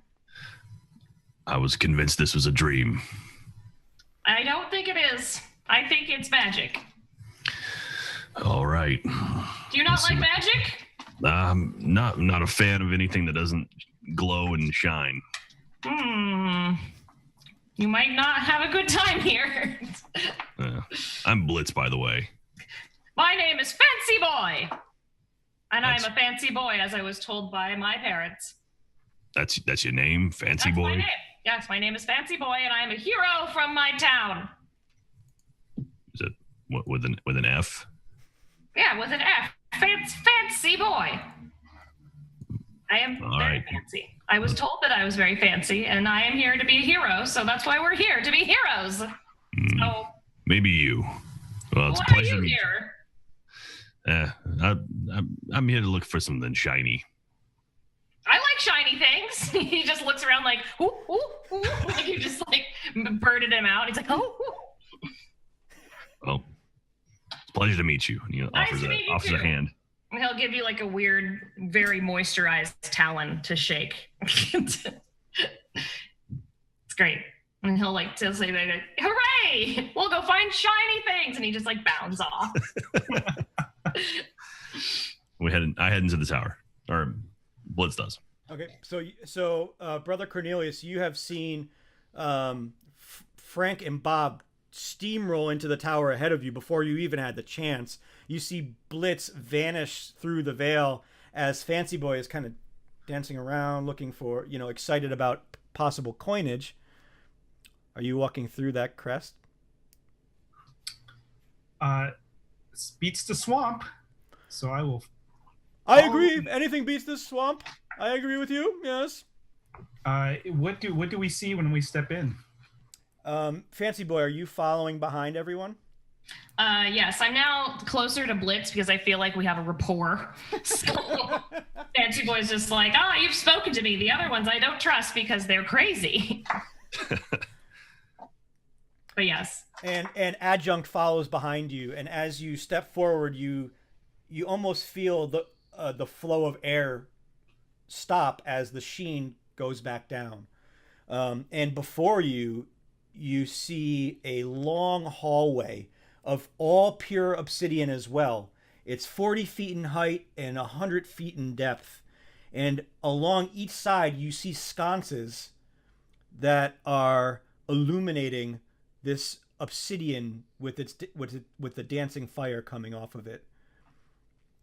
And Brother Cornelius, you cannot believe the shapes and figures you're seeing from these dancing lights. Roll me a wisdom saving throw.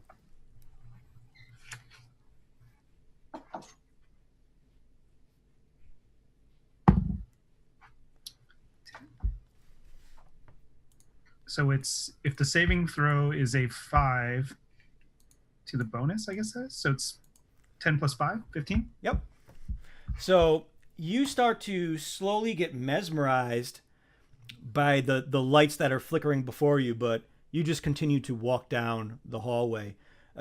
Frank, as Bob is charging, he slowly starts to stop because he doesn't realize where he is anymore. But you start to look around in wonderment as this hallway is almost illuminated by a disco ball. But make me a wisdom save. A wisdom save. Yes. What do I do for that? So it's going to be your wisdom modifier plus a d20. And if you're Okay. proficient in if your wisdom is a proficiency skill, you get to add your It's definitely not. Yeah. I got 4. So I just gotta, So I'm also delirious, laying backwards on the pig, like, I'm just like basically passed out. So as you're kind of riding back on this pig, you just start to Bob just stops and you are mesmerized, almost as you can't take your eyes off the deepest depths of this obsidian, and you just remember a memory from your youth. So tell us something about yourself. Oh, I've repressed most of my youth. My parents tried to raise me as a gnome. They put me into school, but I was having none of that. So, I don't know. Always identified as a giant. I've always felt bigger than I was. And I'm just thinking back to my repressed childhood, where my parents were mean to me, tried to make me learn. Frank ain't got no time for learning. Nobody else hears this. You just see him staring. You see him he cannot remove his eyes from the ceiling, staring at the ceiling of this. And you see Adjunct go up to him and just tap on his forehead. Are you awake? Are you awake? These obsidian walls tend to drive you into memory. Hello? Hello? What's with your voice? Were you castrated as a baby? What's happening here? What? What are you talking about? I've never been castrated in my entire life. Oh God! Maybe twice. Make it I don't stop! no. Someone stab my ears! Someone stab my ears, please! Bob, eat my face! Eat my face, Bob! Bob, eat me! It seems that he's awake. This is great. Let us continue on. Please try to avoid the lights and staring too closely. Thank you. Oh God! Is there anywhere I can jump off to my death? No, no. you can fall 3 feet off of the pig. Oh my God! Must be the tall ass pig. Yeah, that pig is huge. Fancy Boy will just cover his eyes with like his little talon hands and be like, "You said not to look, okay?" And Blitz is on just the opposite. He's scanning the room for anything he can get his hands on. Blitz, you don't see anything, and this room is completely desolate besides these lit sconces. But you start to make your way to the end of the hall, which then you see. What's interesting about this is you see a 20-foot tall archway door, but it's made out of not obsidian, but a burnt ash wood. Or, excuse me, a white ash wood. And it says, "Right through here, please." And you see the doors open without any assistance. And all you see through these doors is another large, instead of a rectangle room, this is squared, and it's a 40 by 40 foot room. It seems like it's an audience chamber because you see stairs that go up to a dais. And the sole piece of furniture above these stairs is a beautifully crafted white ash chair. "Please, through here, the Archmagus would like to talk with you."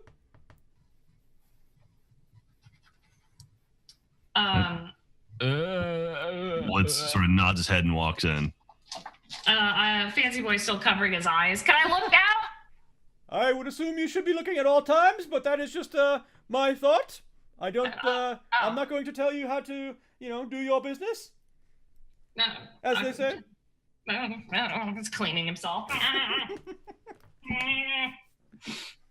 yeah, he'll walk in and look around and I kind of want to. I don't really know if he can tell if anything here is magical. I guess I could do an Arcana check to see. Go for it. If something is strange in here. Well, nope, I don't know anything. I got a 2. So I know nothing. These sconces are shooting off fire. Yeah, I'm like, ooh, so sparkly. Frank, you just see Bob just carries you in. Yeah, I can't see nothing. Yeah.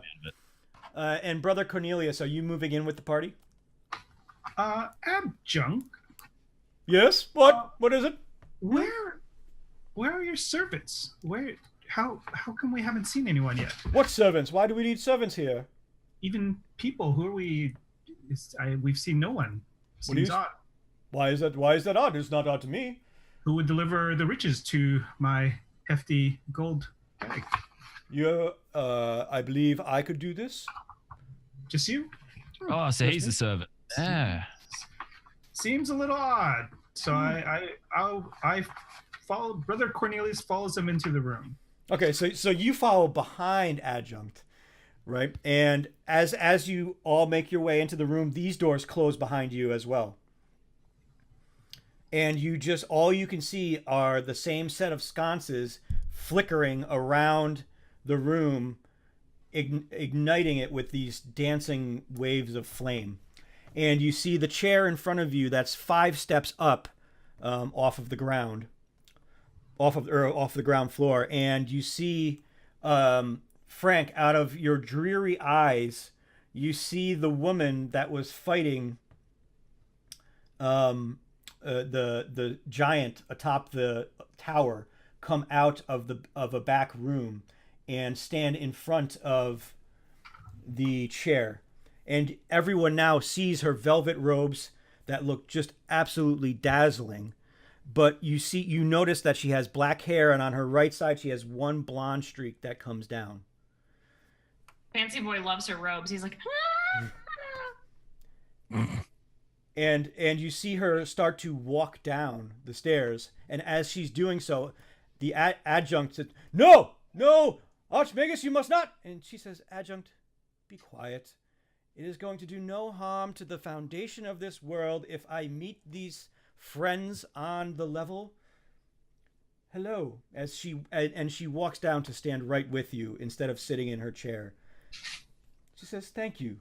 I'm sorry I had to summon you in this way. I have been watching you for many a day. I am in need of your services and meant to bring you here, let's say, in a more easier manner. But we were attacked by an old friend of the realm, so to speak. And I didn't know what to do. I was being overwhelmed. And unfortunately, I may have miscalculated a little. But I am sorry. But please, what is it that you desire? I thank you for helping us."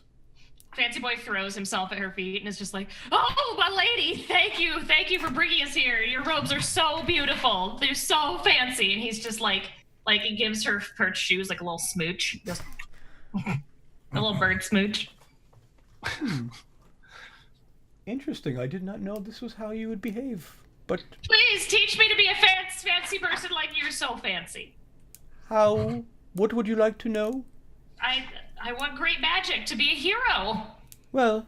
And he stands up really tall. That's better. That's the fancy boy I had been scrying on.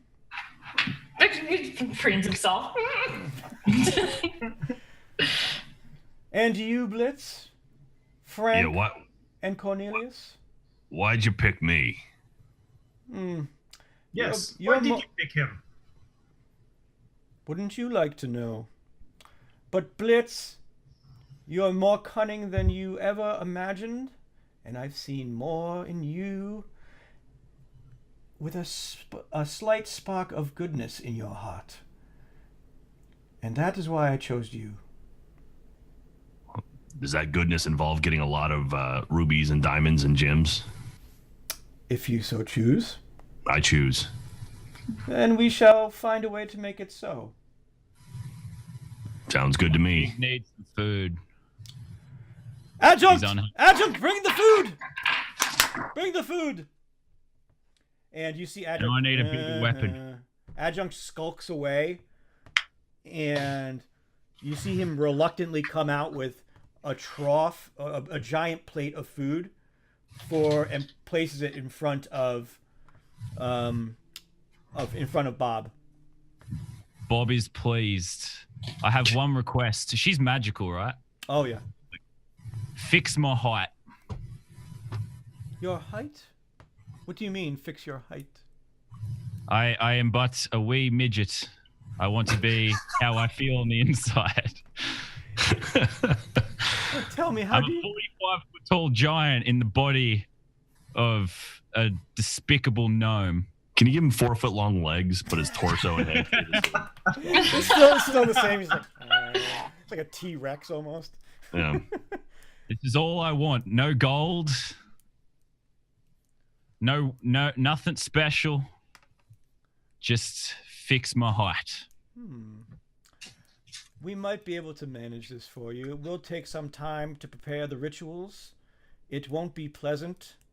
It will hurt. But we could... Pain. But Compared to the pain. I will... What'd you say? Compared to the pain on the inside. Oh, no. There's the sadness we all expected. Yeah. Dude, it's on the character sheet. I'm just finally bringing it out. Let me tell you what I need to do this for you. It is a staff that is currently out of my possession. It was buried with our late king. And if you retrieve this for me, I will do as you ask. And you will What's it called? You will be a big boy. A really big boy? Like the big boys? Biggest. Point Bob in the direction. I got it. I don't need no help either. I got this. Tell us a little bit about this staff. You see, the staff of Renmir has, unfortunately, been cursed. It was used in a ritual, and it has now somehow been placed in the catacombs of our ancient royal line. And I am sorry to say, I cannot venture there myself. You see, it was long ago, and it was of my own doing that I had managed to destroy the family that ruled this land. And now I am locked in this tower, protecting the magic that caused this, and I cannot leave, or it will do the same to the rest of the people that inhabit this area. So I must ask you to go and grab this spear, because it will dissipate all magic, all arcane, anything that has the power from beyond, if it is touched by it. But you said it was cursed. Yes. The curse is what is igniting and animating these dead members of the royal line to come and attack the villages of this land. That is what you saw. Balandra, is that the giant skeleton you were fighting before? Was it one of the royal line? He was a friend and great ally of King Tandir. Sadly, he'd passed in battle long ago. And even sadder, I had to destroy what is left of him today.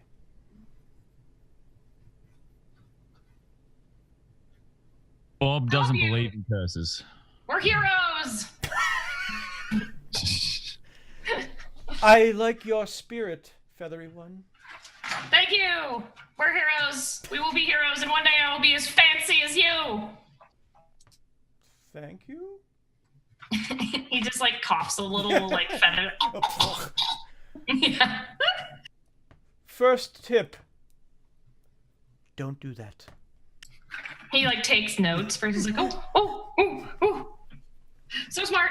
So smart. But if you would do this for me, you'll be greatly rewarded. Can I have a new robe? A fancy robe. A nice, pretty robe that would match my feathers. I believe we could do that. Would you like it to look like?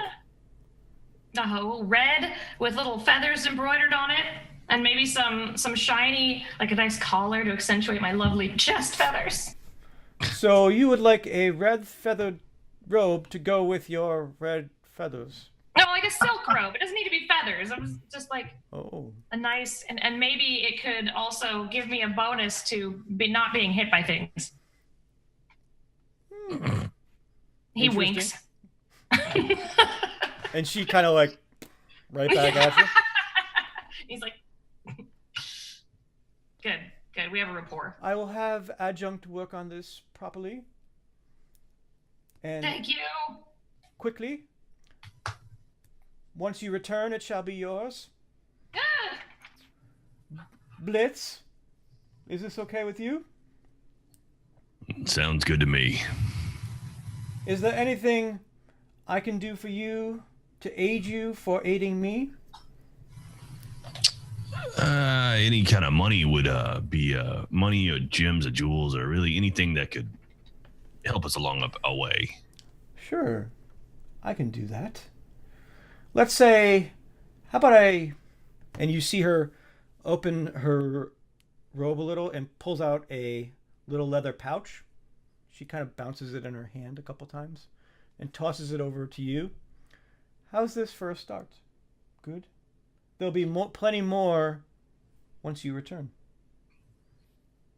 And he looks through it real quick. Is there anything? What does he see inside the? You see about 50 pieces of gold. It's not too bad of a start. I've seen gold before, but this will do for now. There'll be much more upon your return.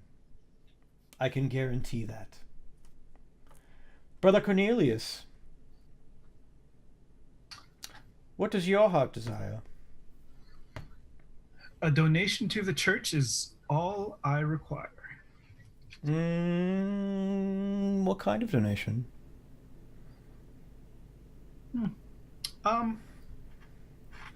Treasure. Oh, very simple. Treasure. Bountiful treasure. I see that you and Blitz are on the same wavelength. And I shall provide this to you upon your return. Now, I would ask you to, or allow you to stay here for the evening. Heal your wounds. Adjunct will take care of you. Is there anything else we can do before you set off? You got any weapons? Anything that might help us? We had to face some skeletons out there that weren't exactly the easiest. Maybe some protection, something fancy. You got yourself some nice fancy outfits here. There's a lot of fancy. Some ale. Ah, yes. Adjunct For will take medicinal care. purposes. Adjunct will take care of you, and he will give you all that you need. Unfortunately, we do not keep weapons in this tower, but we will see. That seems a little short-sighted, but all right. And as you say that, you see her.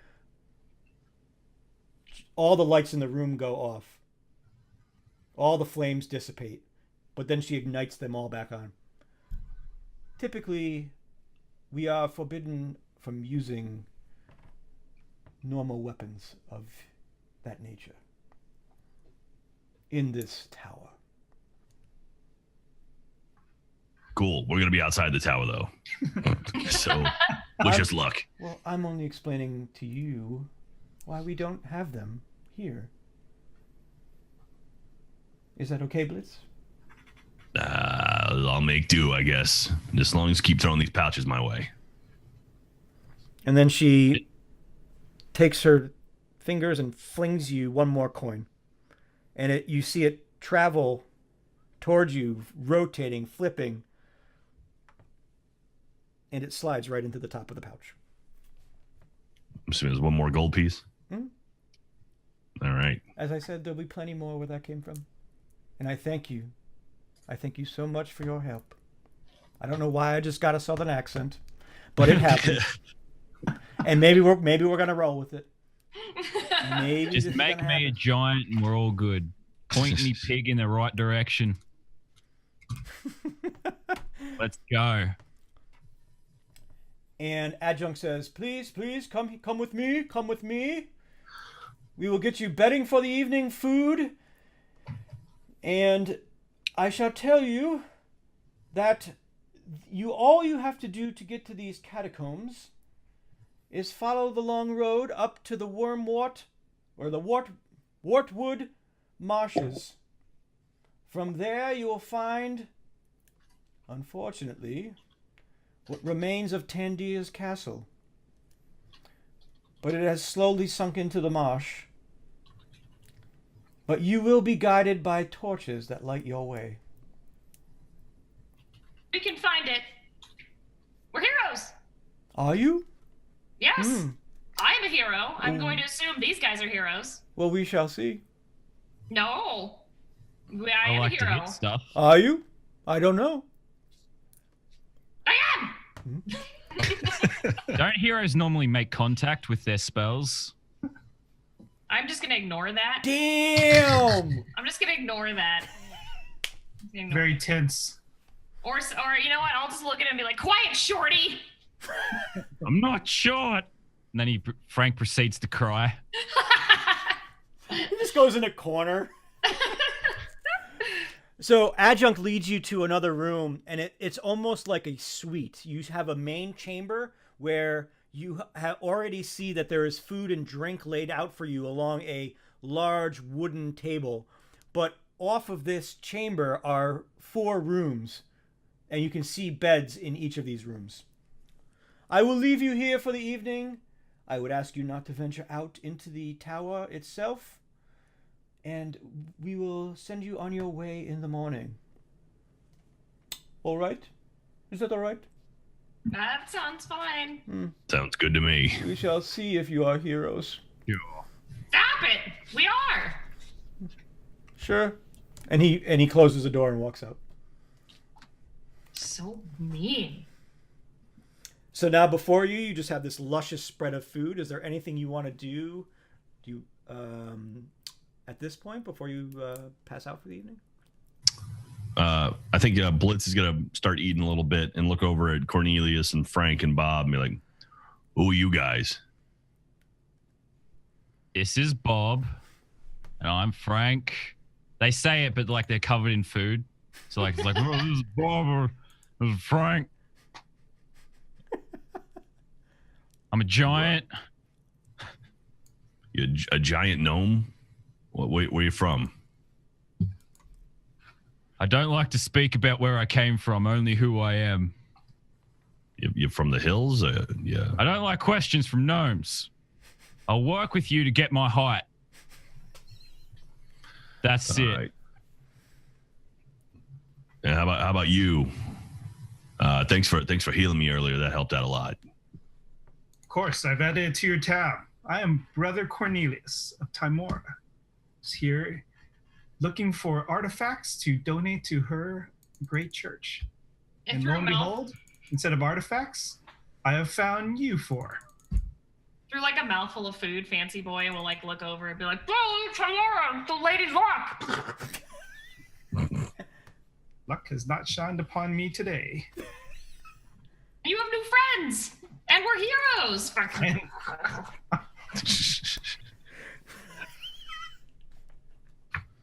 Well, I'm Blitz, and I owe you one, brother.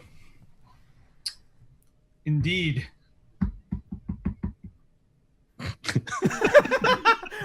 Are you tapping on like the table for coin? Indeed. And he's Tamara. Blitz is just gnawing on like a turkey leg or something and pulls out that extra 51st coin and flicks it over to Cornelius.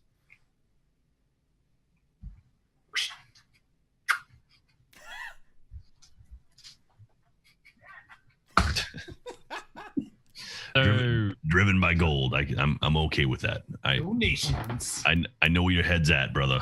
Donations to the goddess. Sure. Gold Goddess. can't win a fight. He says for some reason. Gold buys a lot of potions, a lot of health, a lot of weapons. So But not All height. you need is my flail. Damn. And gold I'll show buys you you great gold. towers, And robes. where you could be a hero. Oh God, can that bird not come? Can we put a muzzle on that thing? Was that bird castrated at birth? Oh, I'm just gonna stare at him with angry eyes, and be like, Bob, are you still hungry? I see a meal over there. Frank charges across the table. No, he goes to bed. Goes to bed. He's on the Charges to the charge. He just bedroom. falls asleep. He's like, "Bleh." Just falls asleep halfway across the table. He sleeps there tonight. Are the doors locked to the room? To the outside? You mean to the main room or to the bedrooms? To the outside this main room. Yeah, if you went over and touched it, you can feel that there's you don't even see a handle. That it's just almost an indented stone door. In that case, Brother Cornelius is going to call it a night. And you move into one of these 4 rooms and slowly pass out. Blitz is gonna walk over to Fancy Boy with 2 mugs of ale, set one down, and be like, "Well, looks like we got ourselves one hell of an adventure coming up." To heroes. Like, Sure, to heroes. he'll just start chugging, and he's like, "I've never had alcohol before." My parents never said I could have it. Fancy Boy, roll me a. I'm gonna say a dex or no, a wisdom. Oh no, I'd be Dex. Yeah, it'll be dex. Or be Or no, Acrobatics. Constitution. Constitution. Yeah, Constitution. Sorry. Okay, that's 12. So you raise up the mug of ale that Blitz gave you, and it goes down your gullet, and you start to feel this tingling, that hot sensation that you have never felt before, and I feel like I could take on a dragon. But then he just like slams his face on the table and is just asleep on the table. And just Blitz is just sitting there, It was only half the mug too. and just finishes it, sets down the rest, and just walks to his bed, and it's like, Jesus Christ. Goes, makes himself a bed, and lays down, try to wake up from this dream. and and night slowly fades, and the morning comes, though you don't really know that it's morning. You just rise out of your slumber feeling extremely refreshed, so much that all of you are bustling as you wake up. You feel no pain. Nothing from yesterday's battle hurts you or it seems to be assailing you at all or ailing you at all. Okay. And we're level 10. Yeah. Dun dun dun. So That's Stone, the join in me. yeah. All So healed up. Frank and Brother Cornelius, when you take a long rest, which is 8 hours, you're gonna you get to heal back up to all your health, all your hit points go back, and your spells come back to you. Your spell slots come back to you as well. You're welcome. And you just hear in the distance, you hear, hello, are you awake? Is this a good time? Can I come in? Fancy Frank's wakes ears up. take a 10-point damage. Oh no. I feel like Fancy Boy fell asleep in like a pie or something. It's just like pie covering his face, and he's like, ah! That's Frank and Bob wake up inside the same pie, just staring at each other like, what? So Fancy. So you hear the door, you hear the stone slab start to move, and you see Adjunct come in. He says, well, it seems you guys had an interesting evening. You have a little pie in your eye there, Frank. Not enough pie. Goes back for more. Fancy Boy, there's He's already trying to clean it off himself, like like frantically, like, oh, they can't see me. I'm such a disaster. yes. But then Bob licks it off Fancy Boy's face. Get away! It's a way of like bonding. So, are you ready to begin? No better time than now. Sure. We're ready. He'll like stick his staff on the ground heroically. Yeah, does that like move? Yeah. But she's obviously practiced. Well, as you know, as you don't know, the marshes, the swamp, is a 3-day journey from here. Travel down the long road. There you can rest, most likely on the second day at the Rusty Rabbit. Just tell them there. The inntaker, his name is Bolg. He will help you and aid you as best as he can. Bulge? Bolg. I wouldn't call him Bulge. I feel like that might get us in trouble. I'm going to call him Bulge. The bird might be right. So we're off to see Bulge. No! Good old Bulge. You excited to meet Bulge, Bob? I'm speaking for a pig now.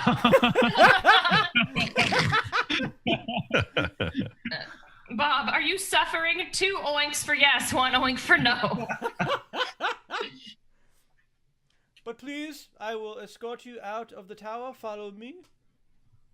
And Adjunct walks out of the room. Is everybody ready to go? We're ready. Is that lump still in his chest or whatever? Mm-hmm. You still see a little mound that's kind of just sticking out of his garments. All right. And he leads you out of the room and back down into the long hallway with the sconces on each side that you came in from, and that Frank had remembered some of his memories in. And you see him lead you to the door, and you see the sheen rise up, and the daylight assails you from the outside. Please take your first steps. And Does it seem like this? Oh, sorry. And may victory and success be your guide. So now you believe in us, heroes! And just like run outside, like flailing around. We shall see. I'll make. I don't hear this. I'm outside. We're getting away from that guy. We've already won. At this point, Blitz goes up to the adjunct. Mm-hmm. It's like, oh, thank you so much, and goes to try to grab whatever that is in his robe. Okay. Roll me. Oh shit. A hand. Yeah. Sleight of hand. All right. That is a 15 plus 4, so 19. Ooh. Damn. Okay. So, as you walk by him, how do you manage to take this out of his robe? Well, it's kind of one of those like bro hug situations where like he goes like shake his hand and then pulls him in to like, give him the pat on the back and then like unlocks his hand and grabs it. And so as you're hugging him with just pure compassion, you slowly dip your hand into his robe, and you feel what seems to be a corner of a book. And you slide it out slowly, and he's just enthralled that you are being so kind to him that he doesn't notice it, and you put it in your pocket. You tuck it into your pocket as well, and he has no clue. Cool. And I'm gonna thanks adjunct and walk away. Make sure I get out of eye distance. Blitz, I look forward to seeing you on your return. I look forward to all your gems and jewelries. Fine, that will be so. Fine. And then as you all step out, the sheen drops again, and you no longer see a doorway into the tower, but you see the road, the long road, about 50 feet in the distance, traveling north. All right. After you, fancy boy. Oh, okay. So Fancy will just stomp down the road, like just one big foot into time, like doot, venture, doot. I love that Fancy Boy can fly, but still just walking. Oh yeah. Well, friends, he was taught to give the presence of a hero and to grovel in front of those more powerful. So I can't wait to and crush nobles when I'm giant. Just eat every single one of you. Okay. Just keeps walking down the street. You live your bliss. Doot, doot, doot, doot.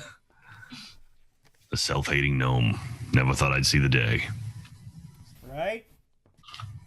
So as you make your way, this is morning time. So you make your way down or up north through this long road.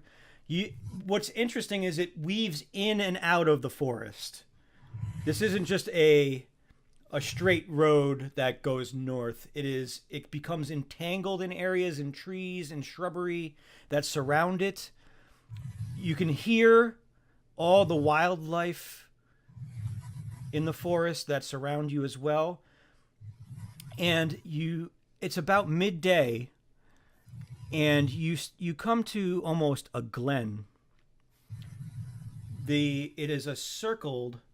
The road is encircled by trees, and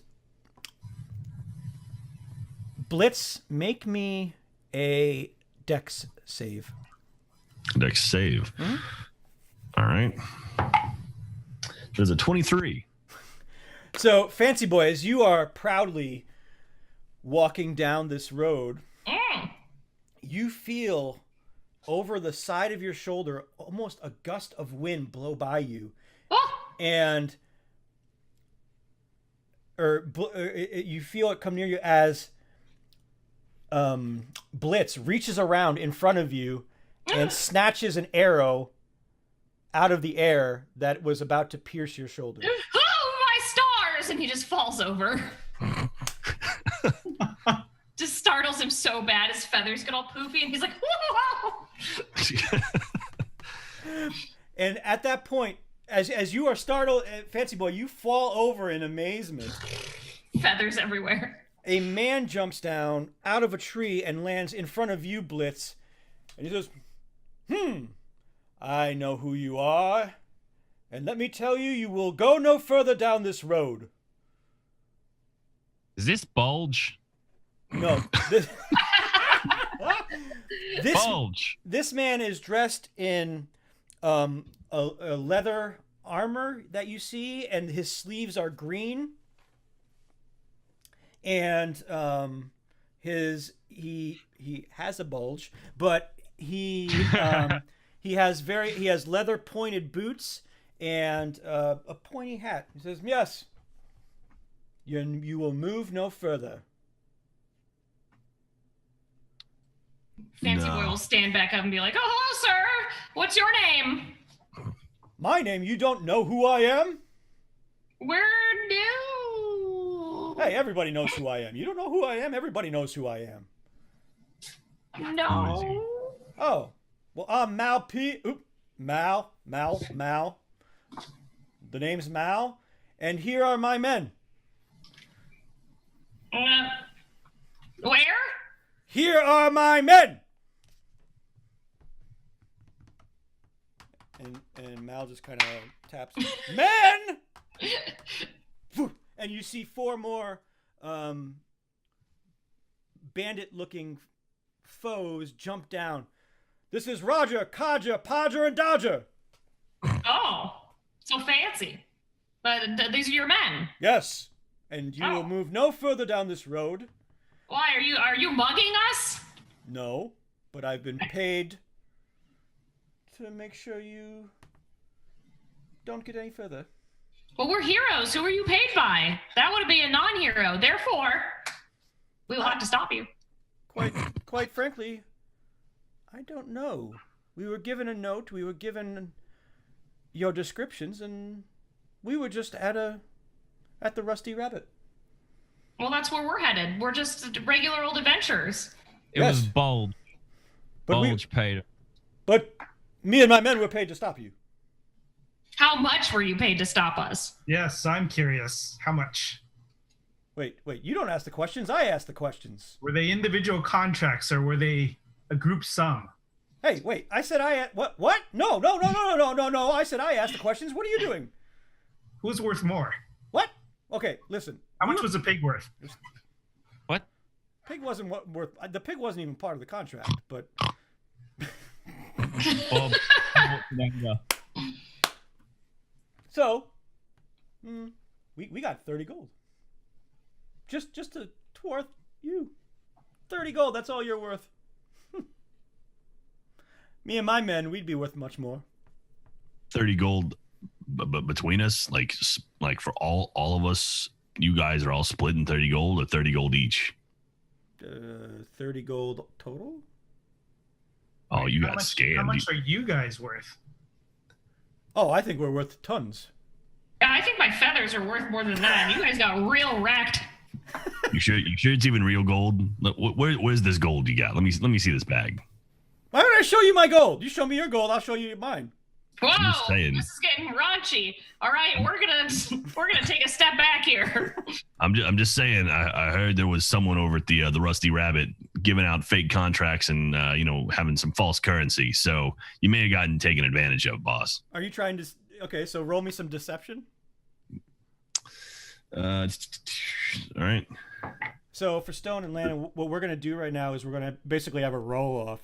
He's gonna roll deception against me, and I'm gonna roll against him. So whoever I threw a 10, so you got a 50-50 split. Yeah, you you say what did you say? There's a fake man there? They're selling fake contracts? I just heard there's someone up there at the Rusty Rabbit who's giving some fake contracts, some fake monies. Listen, so if you're calling me stupid, we're gonna have problems, bud. I mean, we already got problems, but they're just gonna be amplified. That's all I'm saying. No, he's stupid, and he points over at Frank. Well, yeah, I mean, he just looks dumb. You just may have gotten taken advantage of. Is all I'm saying. Are you blaming this on Roger, Codger, Dodger, or Podger? Because I'm not gonna blame it on my guys.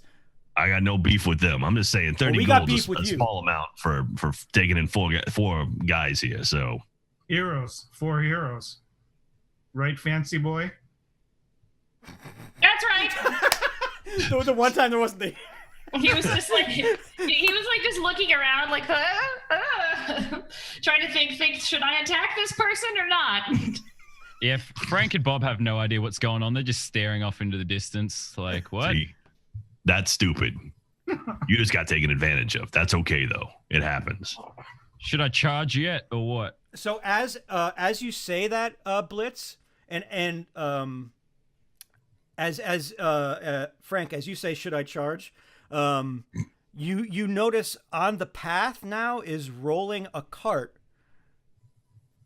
driven by horses, and Mal is almost toe to toe and face to face with you, Blitz, as you're having this back and forth, and you hear this cart start to move along the path and come into view from the same direction you came, and it's guarded by 8 knights in armor, or you just guards that have some plate armor surrounding them, and they're just marching through, and they look over, and they say, "Hello there, hello, you. What is the fastest way to the Rusty Rabbit?" And Blitz, you just see Mal look over, almost kind of with a smirk in the side of his mouth and a glint of light in his eyes. And he says, you want to, how about we both work together on this one and see what's in that crate, that cart. Are you saying, no, we're heroes? Split it 50-50. I'm not opposed to making some extra coin on the side. No, Fancy Boy could hear this, right? Yes, absolutely. Fancy Boy's like, no, we're heroes. Guards. Guards. At this point, Brother Cornelius fades into the shadows. Man, you observe.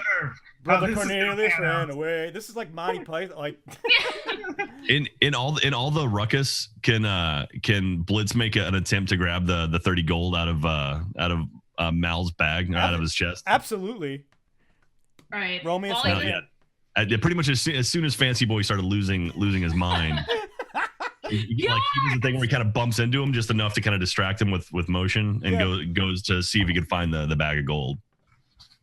Yep. Roll me some sleight of hand. Sleight of hand's +4. I'm gonna do my orange die because that one was lucky before. Nice. That's a 19 plus 4, 23. Damn, son. So Mal is just so entranced and with the chests that he sees in the back of this cart, and you have seen them too, and you notice that they are chests made of pure silver with gold lining up the corners and edges. But he is his gaze is so focused on it that you manage to reach in and grab his one sole little leather pouch that was containing the gold that he had spoke of. And Mal's still looking over it, doesn't even notice you have done this. Says 50-50, right? Well, I mean, are we reacting to Fancy Boy freaking out at this point? Fancy Boy's run over to the guards and he's like, guards, that brigand tried to bug us. And the guards are, you see the guards take their pikes and they all turn towards the entire group, both Mal and his funny men and all of you, except for Brother Cornelius. No, they're fine. Just that guy. Gnome, Mr. Gnome, I'm not smart, but I know 4 little pussy-looking dudes are a lot easier to take on than 8 knights. Yeah, I point the knight towards Mal. I'm like, that's their leader. That man there with the fancy shoes and hat and stuff. All right. So Blitz, like, listen, I just met these people here. They might be a little too much to work with. This could get messy real quick. How about I just give you 30 gold and you go along your way and tell the people that hired you took care of us, and what they look like too. And as you see Mal's eyes go back and forth, and you see him smile at you, and we'll find out the next time we play. Aww. Guards! Guards! Heroes! Man, I had a spell ready. I was ready. Well, you'll have another chance to let that loose, my friend. So what do you guys think? How was your first game of D&D? It was fun. I was confused most of the time. It was fun. Yeah. You did a great job. Yeah, you did a really great job. All of you did. It was awesome. It's all about sticking to a character. Like, make a character and stick to whatever that character, how they would react. And you seem to be doing that very well. Totally. Well, I came up with the character, then I was like mostly winging it. Like, I had like some broad strokes, but yeah, it's fun.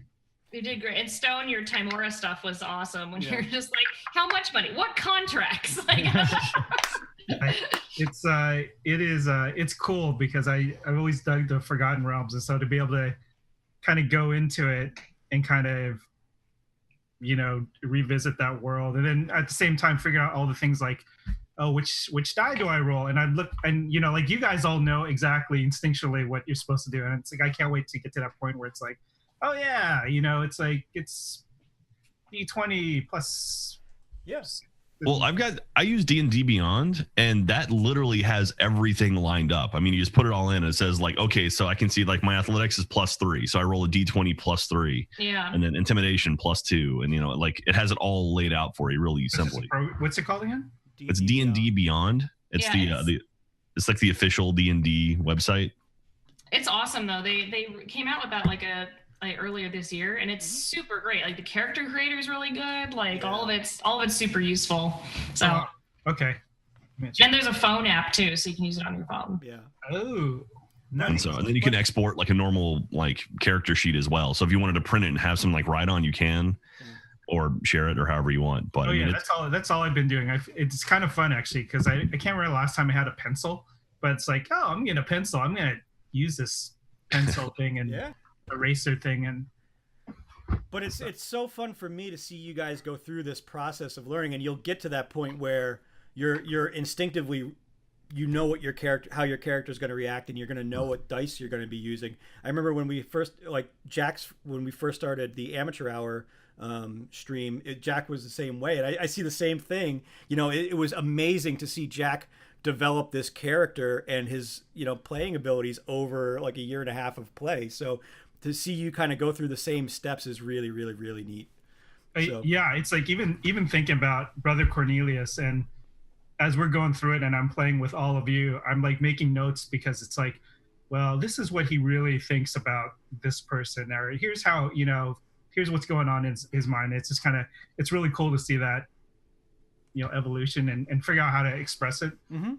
Yeah, and you'll get more comfortable with your character over time too. Like your first playthrough is always just trying to kind of figure out who they are, and then eventually they just take over, and you do things without even thinking. Right. Yeah. Okay. Yeah. That's cool. That's cool. Yeah, and it gets weird because you forget you did them, and your friends are like, "Oh yeah, that happened." You're like, "I don't remember that. That was just the character doing it. I don't know. I don't even remember." That was the character in the LSD. So I mean, Absolutely. well, that was fun, Eric. Thank you very much for that. That was good times. Yeah. Oh God, it was such a good game, guys. Like, as you guys know, I helped write the C Team Acquisitions Incorporated C Team with Jerry Holkins, but Jerry also was part of writing this story with me. So nice. It was really fun. Like we were. It was last week. I was like, okay, this is what I'm thinking, and we sat down and brainstormed, and we're like, oh, this is going to be perfect for this group. And this was even before I knew that Fancy Boy was an Eric Kokra, and I'm like, I'm just going to have them falling out of the sky. But then I'm like, oh, Fancy Boy's an Eric Kokra, so he's gonna be able to fly. Like it was still hard though to catch everyone. Yeah, so. it was we kept perfect. failing. Yeah. Also, I have an 8 strength, so I don't think I would have been able to carry everyone anyway. Fancy Boy is probably the best character ever. It was just so fun. Oh my God, I feel bad. Like I feel bad when I play characters like that. I'm like, I'm real sorry, you guys. This is what it's gonna be, though. No, I love it. It's all the characters were just so much fun to interact with. But like, go for it. Oh, go ahead. I was just saying, and Jack, you were so smart and did so many smart things. I was like, this is the smartest D&D playing I've seen in like a very long time. And then I was just like, man, my other groups were just real suboptimal. We just made so many mistakes. I was like, wow, stealing that guy's gold and then giving it back to him. Yeah, that's clever as shit. Yeah. Well, the whole time I'm just thinking like, I want to hit stuff. So Yeah. But that's in character for Frank, right? Yeah. Meanwhile, I look up, I see, five guys about to hit us, and then 8 other dudes about to get. I'm like, nope, not getting in that. Not getting in the middle of that. And stupid Fancy Boy is like, guards, help us! That was the best part. I think that was my favorite part. Is that moment right there. Guards!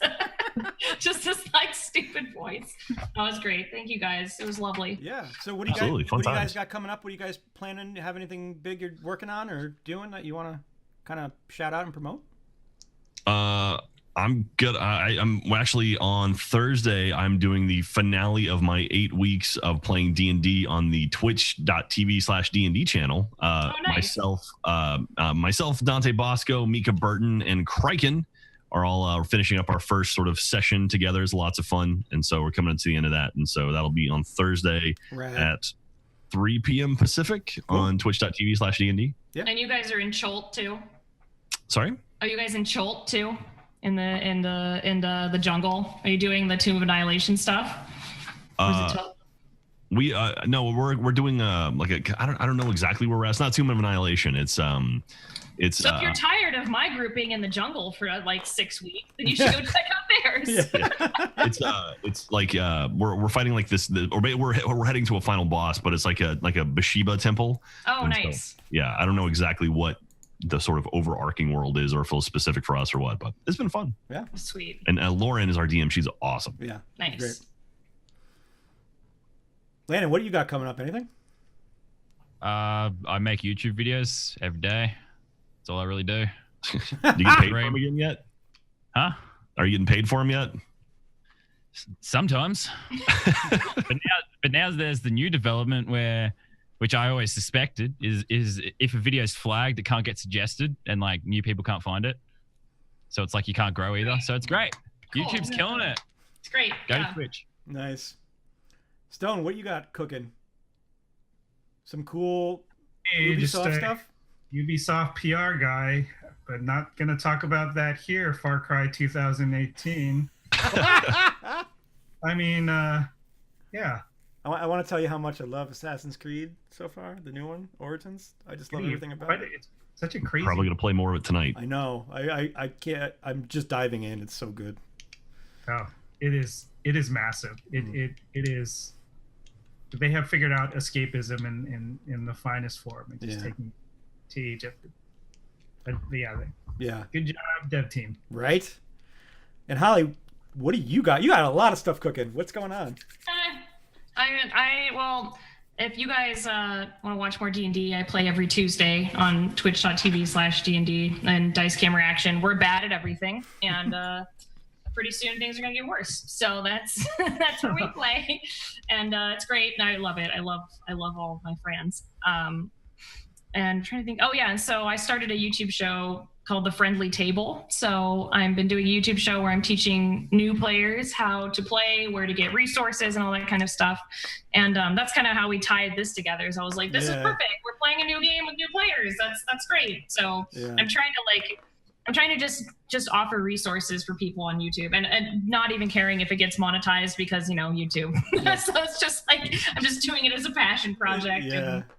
Who would live their life trying to make money on YouTube? Right? No, nobody. What an idiot. Yeah, all of them. Just like, yeah, that's fine. Everything's fine.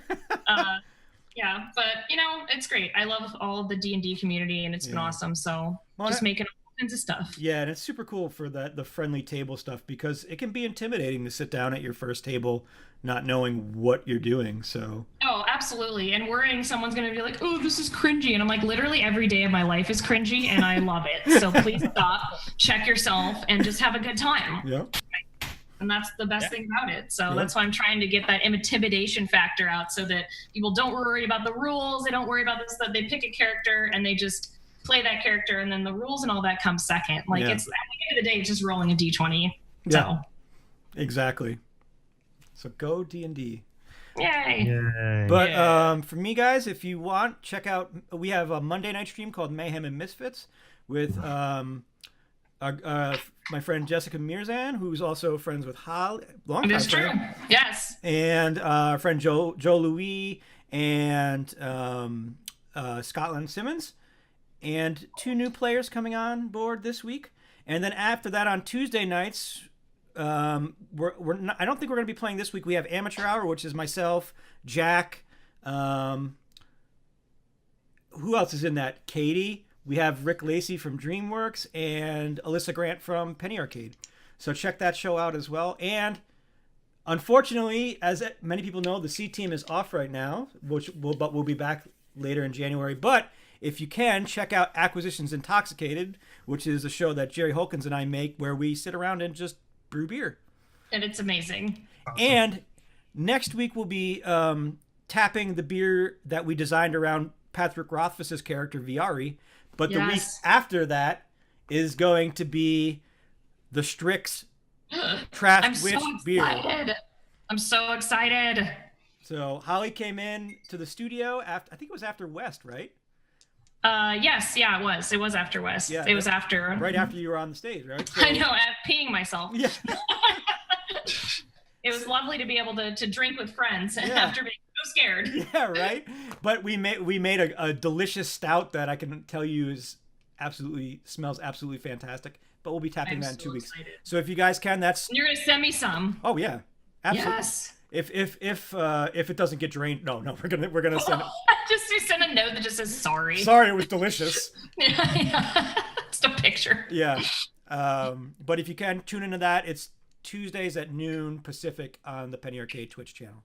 But other than that, guys, this was an amazing session of D&D, and thank you so much for playing. And we will have to continue our story right where we left off very shortly. Yes. Next time I won't be squished. And maybe you'll get to be your true height. Awesome. And we'll see you later, guys. Thanks for everybody for watching. See you soon. Bye, Internet.